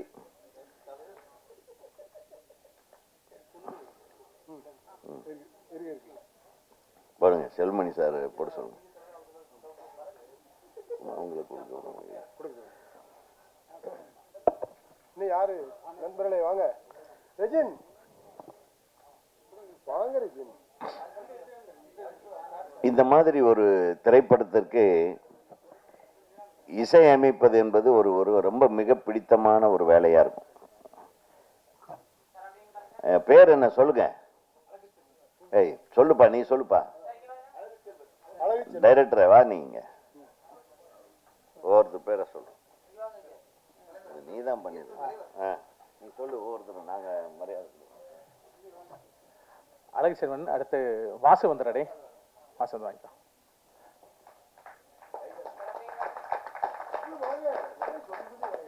சக்தி வாங்க. சக்தி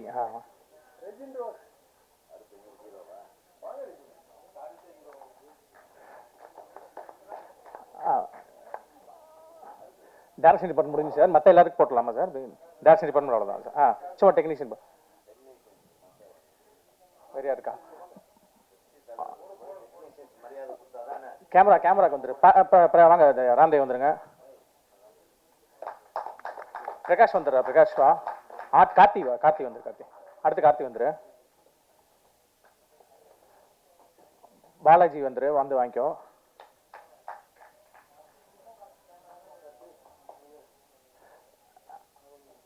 ஆர்டிஸ்ட் அப்படியே வந்துருங்க. ராசு வந்துரு.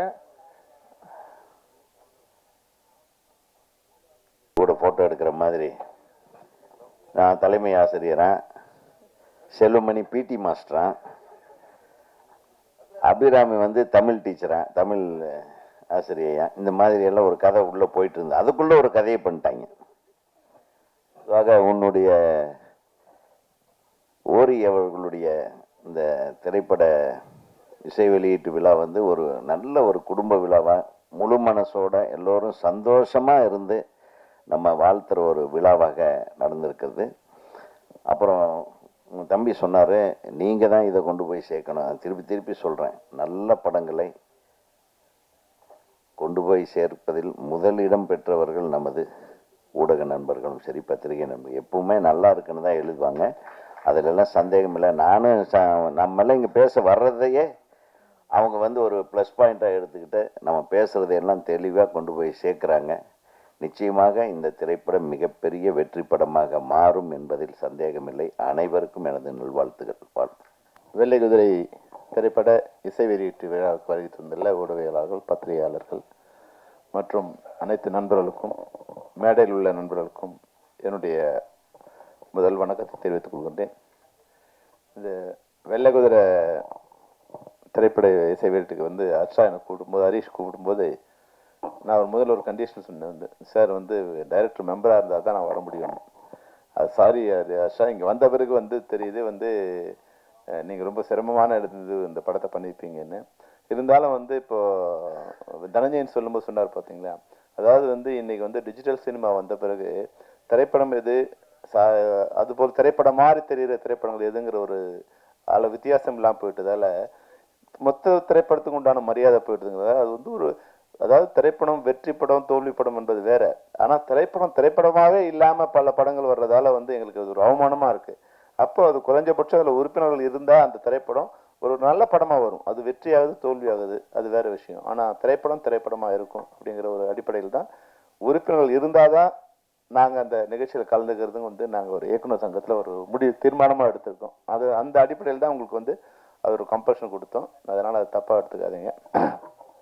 இங்கே வந்த பிறகு வந்து இன்னொரு விஷயம் தெரிஞ்சுதான் நான் வந்தே இருக்க மாட்டேன். நீங்கள் இவ்வளோ பர்ஃபெக்ஷன் இருப்பீங்கன்னா நான் வந்தே இருக்க மாட்டேன். ஏன்னா வீட்டில் எனக்கு டார்ச்சர்னா என் பொண்டாட்டி இதே மாதிரி ஒரு டார்ச்சர் எனக்கு. அந்த வீட்டில் பெட் இருந்தால் பெட்டு மேலே பில்லோ எங்கே இருக்கணும், டவல் எங்கே இருக்கணும், குளிச்சுட்டு வந்தால் டவல் அந்த இது மேலே போடக்கூடாது, எப்படி அந்த ஷேர் மேலே போடக்கூடாது, அடுத்து பின்னாடி கொடியில் போடணும். இது வந்து ஒய்ஃப் ஊருக்கு போனோடனே முதல்ல எல்லாத்தையும் கலைச்சி போட்டுட்டு முதல்ல நான் சொன்னேன். அவ்வளோ மனவியாதியாக வந்துடும், வந்து ஒரு டார்ச்சராக இருக்கும். அது என்னன்னா சுத்தங்கிறது ஓகே, ஆனால் கால் உள்ளே வரும்போது செருப்பு வெளியே விட்டுட்டு உள்ள வாங்கினீங்கன்னா பரவாயில்ல, செருப்பு உள்ளே வந்துவிட்டு பாத்ரூமில் காலை கழிட்டு வாங்கினீங்கன்னா எவ்வளோ டார்ச்சராக இருக்கும். உங்கள் ஒய்ஃப் எங்கே இருக்காங்க, எப்படி நீங்கள் வந்து அதை அக்செப்ட் பண்ணிடுறீங்களா எப்படி?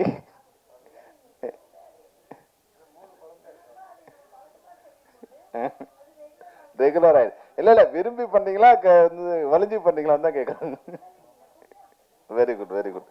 ஏன்னா நான் விரும்பி பண்றது இல்லை வந்து, ஏன்னா இன்னும் நான் 30 வருஷம் ஆனா கூட அது என்னன்னா வீடு வந்து வீடா இருக்கணும் இல்லையா, நான் கொஞ்ச நேரம் ஒரு சுதந்திரமா இருக்கணும் இல்லையா, அதுக்கப்புறமா எடுத்து வச்சுக்கலாம். வந்த உடனே குளிச்ச உடனே எடுத்து அங்கே வைக்கணும், புக்கு எடுத்தா புக்கு அழகா வைக்கணும், அந்த போட்டோ எடுத்தா வைக்கணும்.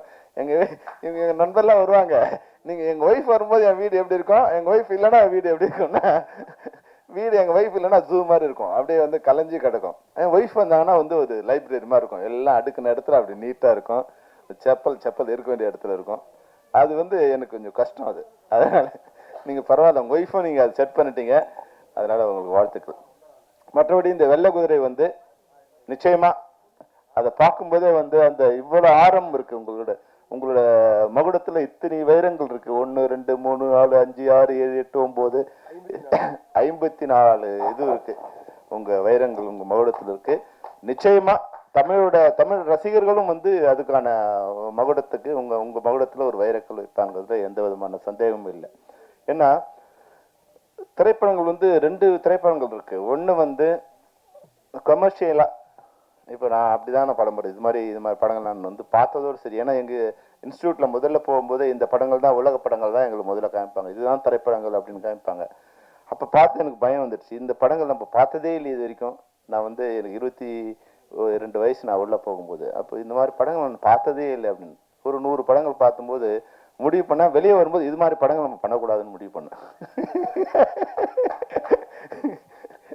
ஏன்னா அது எனக்கு அந்த வயசு வரைக்கும் நான் அந்த படங்கள் பார்த்ததில்லை. ஆனால் என்ஜாய் பண்ணுறதுக்கு வந்து அதான் வந்து நேற்று ஒரு படம் பார்த்தேன். நான் வந்து பாரதி ராஜா சார் ஒரு படம் பார்த்தேன். முதல் மரியாதைன்னு ஒரு படம் பார்த்தேன். முதல் மரியாதை படத்துக்கு 2 விஷயம் இருக்குது. ஒன்று 1985 அந்த படம் ரிலீஸ் ஆச்சு. அப்போ நான் வந்து திரைப்பட கல்லூரியில் வந்து மாணவனாக படிச்சுட்டு இருக்கேன். அப்போ மணிவண்ணன் சார் அசிஸ்டன்ட் டைரக்டர் சேர்ந்து வந்து, அப்போ அவர் எடிட்டர் கந்தசாமிங்கிறோட நான் உதவியாளராக ஒர்க் பண்ணிட்டு இருக்கேன். படிச்சுட்டு இருக்கும்போது அவர் மணிவண்ணன் சார்கிட்ட என்னை வந்து ரெக்கமெண்ட் பண்ணி சேர்த்து விட்டார். அப்போது யார் நீ என்னன்னா, நம்ம திரைப்பட கல்லூரி படிச்சுருக்கேன். அப்படியா, சரி பார்க்கலான்னாரு. ஒரு 2 மாதம் கழிச்சு சொன்னார், சரி ஒரு நாள் நம்ம படத்துக்கு போகலான்னு என்னை கூப்பிட்டு போனார். 1985 அது ஜூன் நினைக்கிறேன், ஜூன் மாதம் மே ஜூனில் நினைக்கிறேன். அப்போ கூப்பிட்டு போகும்போது பார்த்தா முதல் மரியாதை திரைப்படம் பார்த்துட்டு நான் வந்து வடபழனியில் இறங்கணும். அங்கேருந்து நான் வந்து எங்கள் வீட்டுக்கு போகிறது வடபழனியில் இறங்கணும். குட் லக் தேட்டரில் படம் பார்த்து ஏற்றி வந்துட்டு இருந்தார். வரும்போது படம் எப்படிலாம் இருக்குன்னு கேட்டு இருந்தார். படம் நல்லா இருக்குன்னு சொன்னோடனே அப்படி அம்பேத்கர் சார் என்ன படம் கார் வந்துட்டு இருந்து கார் நிறுத்திட்டார். இது படம் நல்லா இருக்கா அப்படின்னாரு. ஆமாம் சார், படம் ரொம்ப நல்லா இருக்கு சார். யோ கார் விட்டுருங்க ஏன்னாரு. நீங்களாம் எப்படியா டைரக்டர் ஆகணும், இதெல்லாம் ஒரு படம், இந்த படம் நல்லா இருக்கும் வேற சொல்கிறாரு. இப்போ இல்லை சார் நல்லா இருக்குன்னு சொன்னேன். இந்த படம்லாம் ஐயோ ஒரே போர் அடிக்குது, கிழவன் காதில் யாரையா பார்க்கறது இதெல்லாம் அப்படின்னாரு. இல்லை சார் படம் நல்லா இருக்கும். அப்படியா, ஒன்று பொண்ணு படம் ரிலீஸ் ஆகட்டும், படம் ஒன்றா நீ எங்கிட்ட வா, ஓடலன்னா அப்படியே போயிடு அப்படின்ட்டார். படம் வந்து 2 மாதம் கழிச்சு தான் ரிலீஸ் ஆச்சு. அது வந்து நான் பார்த்து 2 மாதம் கழிச்சு. நான் டெய்லி கோயிலுக்கு போகிறது எப்படியாவது இந்த படம் ஓடினாங்க அப்படின்னு டெய்லி கடவுளை ப்ரே பண்ணுவேன். என்னோட பிரார்த்தனையோ இல்லை உண்மையாக படத்தோட இதுவும் வந்து படம் சூப்பர் டூப்பர் ஹிட்டு. ஒரு 3-4 நாள் கழிச்சு உடனே என்னை வர சொன்னார். அவரே வர சொன்னார். வர சொல்லி வாயா எப்படி என்ன அந்த படம் உனக்கு பிடிச்சிருந்தது. நான் சொன்னேன், சார் இந்த படம் வந்து உங்களுக்கு வந்து பாரதி ராஜா தெரியும். அவர் என்ன சொல்கிறாரு, அவர் எங்கள் டைரக்டர் கதையை எடுத்திருக்காரு அவர் அப்படிங்கிறார். எனக்கு பாரதி ராஜா சார் தெரியாது. அவர் குடும்ப வாழ்க்கையோ அவரை பற்றி எதுவுமே எனக்கு தெரியாது. ஒரு டைரக்டர் தான் தெரியும். ஆனால் நான் படம் பார்க்கும்போது எனக்கு வந்து அது அப்படியே வந்து என்னை மிஸ்மரைஸ் பண்ணிடுச்சு, உள்ளத்தை உருக்குது சார் அந்த படம். 4-5 இடத்துல நான் அழுதுட்டேன் சார் அப்படின்னு சொன்னேன். அப்புறம் வந்து யூத்ஃபுல்லாக வேறு படம் இருக்குது, சாங்ஸ் வேறு இதுவாக இருக்குன்னு சொன்னேன். சரி, அதுக்கப்புறம் பார்த்தேன். அப்புறம் 40 வருஷம் கழிச்சு நான் அந்த படத்தை நேற்று பார்க்குறேன் மறுபடியும். அப்போ தான் முதல்ல பார்த்தேன், நேற்று 2வது படம். நாங்கள் ஒரு 1000 ஸ்டூடெண்ட்ஸ் அதில் வந்து எல்லாமே வந்து விஸ்காம் படிக்கிற ஸ்டூடெண்ட்ஸு, எல்லாம் 18-19 வயசு. நான் எப்படி ரசித்தனோ அதே மாதிரி நேற்று பசங்க ரசிக்கிறாங்க. அந்த பூங்காத்துன்னு படம் ஆரம்பித்த உடனே ஒரே விசில். நான் பார்த்தேன், என்னடா பசங்களாம் மாறிட்டாங்க, இப்போ சினிமா வேற சினிமாவாக இருக்குங்கிறாங்களேன்னா நான் ரசித்த அதே இடத்துல பசங்களோட கரகோஷம் அப்படி இருக்குது. அப்போ வந்து திரைப்படங்கள் வந்து நம்ம நினைக்கிற மாதிரி வந்து இங்கே வந்து வேற ஒரு கலர் இருக்குது. இது படம் எப்படி ஆச்சு, பேன் இண்டியாக்கா, அது மாதிரி ஆச்சு, இது மாதிரி ஆச்சு, அது மாதிரி எதுவுமே இல்லை. எமோஷனலுங்கிறது வந்து அன்னைக்கும் அப்படியே தான் இருந்தது, இன்றைக்கும் அப்படியே தான் இருக்குது. அப்போது இந்த திரைப்படத்தை பார்க்கும் நேற்று நான் டைரக்டராக அந்த படத்தை பார்க்குறேன். ஏன் என்ன படம் பிடிச்சிருக்கு, எப்படி இந்த படம் இன்வால்வ் ஆச்சுன்னு சார். அந்த படத்தில் வந்து அதுக்கப்புறம் வந்து அந்த படத்தை சம்மந்தப்பட்ட எல்லாரும் எனக்கு நெருங்கிய நண்பர்கள். பாரதி ராஜா சார் என்னோட ரொம்ப நெருங்கிய நண்பர், ஆர் செல்வராஜ் மிக மிக நெருங்கிய நண்பர். அப்புறம் சிவா சாரோட ஒரு படம் அசிஸ்டன்ட் டைரக்டராக ஒர்க் பண்ணேன். அப்புறம் பழக்கமாக அவர் பார்த்துருப்பேன். அவர் சும்மா சொன்னார் ஒரு தடவை, என்ன உங்கள் டைரக்டரு நடிக்க சொல்லவே இல்லையா, நடன்னு சொல்லிட்டே இருப்பான் அவன் வந்து அப்படின்னாரு. அப்போ நேற்று பார்க்கும்போது அவரோட சலிப்பில் வந்து ஒன்று பார்த்தேன். அதில் சிவாஜி சார் 60% நடந்துகிட்டே இருக்காருங்க. வேகமாக நடக்கிறார், மெதுவாக நடக்கிறார், சோகமாக நடக்கிறார், சந்தோஷமாக நடக்கிறார், லெஃப்டில் திரும்புறாரு, ரைட்டில் திரும்புறாரு. அவர் சொன்னது ஒரு உண்மை இருந்தது. என்னன்னா, எதுக்கு திரும்ப சொல்கிறானே எனக்கு தெரியாது. இல்லை சார் இங்கே பாருங்க அண்ணன் இங்கே பாருங்க, நீங்கள் என்ன பண்ணணும், டே எதுக்குடா திரும்பணும், இல்லை நீங்கள் பாருங்கண்ணே இங்கே பாருங்கண்ணே, எதுக்குப்பா நடக்கணும், இல்லை கொஞ்சம் வேகமாக நடங்க. அப்புறம் வந்து உடனே அண்ணனை கூப்பிடு சார், அண்ணன் வாங்க இங்கே நடங்க, சன்செட். எதுக்குடா நடக்கணும், யாரை பார்க்கணும், அம்மாவை பார்க்குறேன்னா, பொண்டாட்டியை பார்க்குறேன்னா, அப்பாட்டியை பார்க்குறேன்னா, எதுவுமே சொல்ல மாட்டாயா.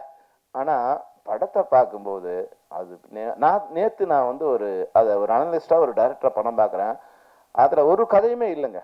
ஆனால் கதை ஃபுல்லாக வந்து இயக்குனரோட மண்டையில் தான் இருந்திருக்கு. அப்போ அதை வந்து ஒரு சிற்பம் மாதிரி அழகாக செதுக்கிருக்காரு. அதாவது வந்து பாரதிராஜா சாருக்கு மட்டும் இல்லை, சிவாஜி கணேசன் சார் மட்டும் இல்லை, அது ராதாவில் இருந்து நடித்த யாருக்குமே நீங்கள் பார்த்தீங்கன்னா காம்பினேஷன் சீன்ஸே இல்லை.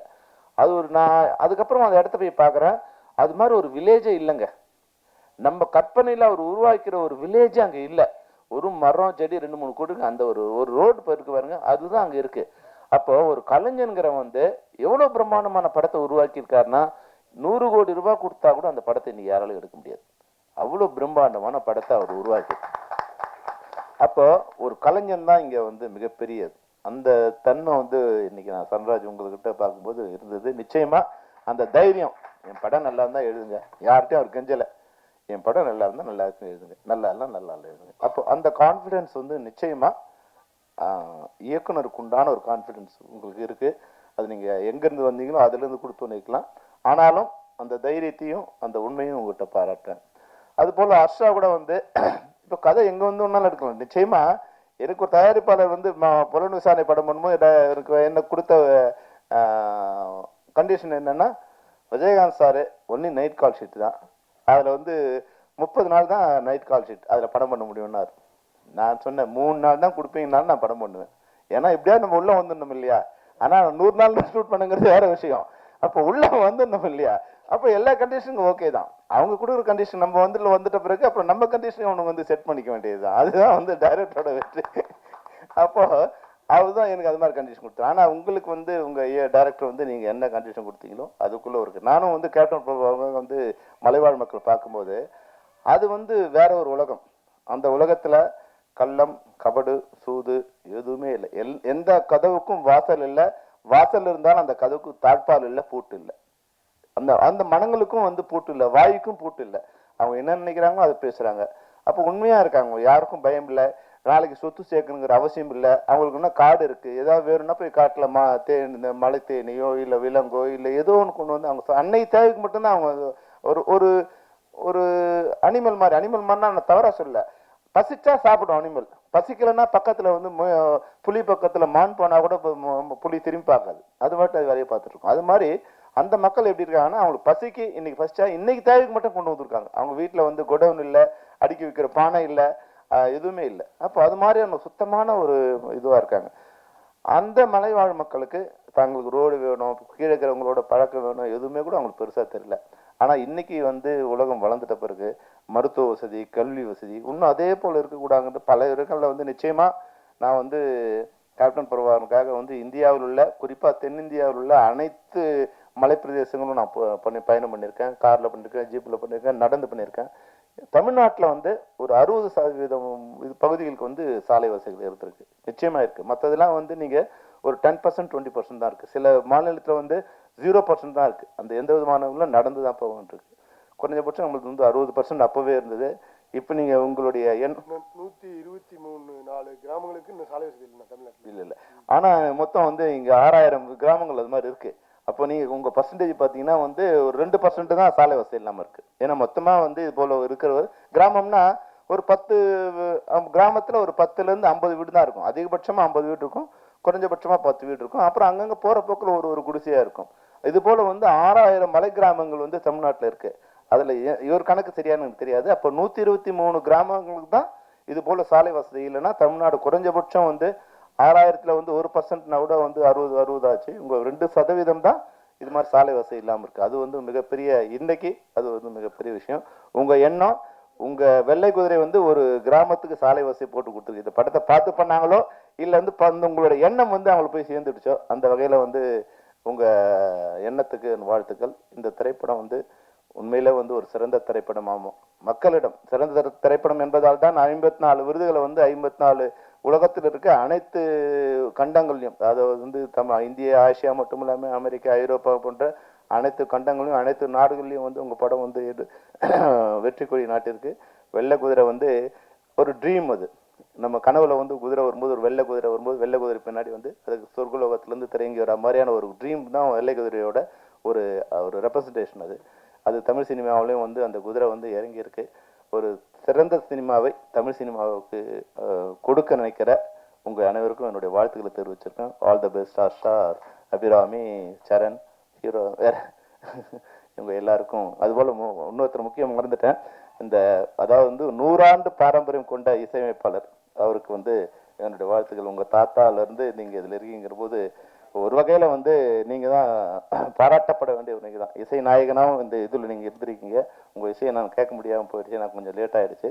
ஆனாலும் வந்து நீங்கள் எங்கள் தாத்தா அது போல் இருந்தார், எங்கள் அப்பா வறுமையில் இருந்தாங்க. அந்த குடும்பத்தை பாரம்பரியத்தை வந்து மறந்துடாமல் கொஞ்சம் நம்மளுடைய இருட்டை வந்து வெளிச்சம் போட்டு காமிக்க விரும்ப மாட்டாங்க பல பேர். எங்கள் தாத்தா வந்து பிர்லாவாக இருந்தால் தான் சொல்லிப்பாங்க, டாட்டாவாக இருந்தால் சொல்லிப்பாங்க. ஆனால் எங்கள் அப்பா வறுமையில் இருந்தாங்க கூட வந்து மேடையில் வந்து கூச்சம் இல்லாமல் சொல்லி நீங்கள் வந்து அடுத்த வித்தா நீங்கள் வந்திருக்கீங்க. நிச்சயமாக 100 ஆண்டு பேக்ரவுண்டை நீங்கள் இன்னொரு 100 ஆண்டு உங்களுடைய வெற்றி பயணம் வைக்க வேண்டும் என்று கூறிய வாழ்த்தை விடைபெறுகிறேன். நன்றி, வணக்கம்.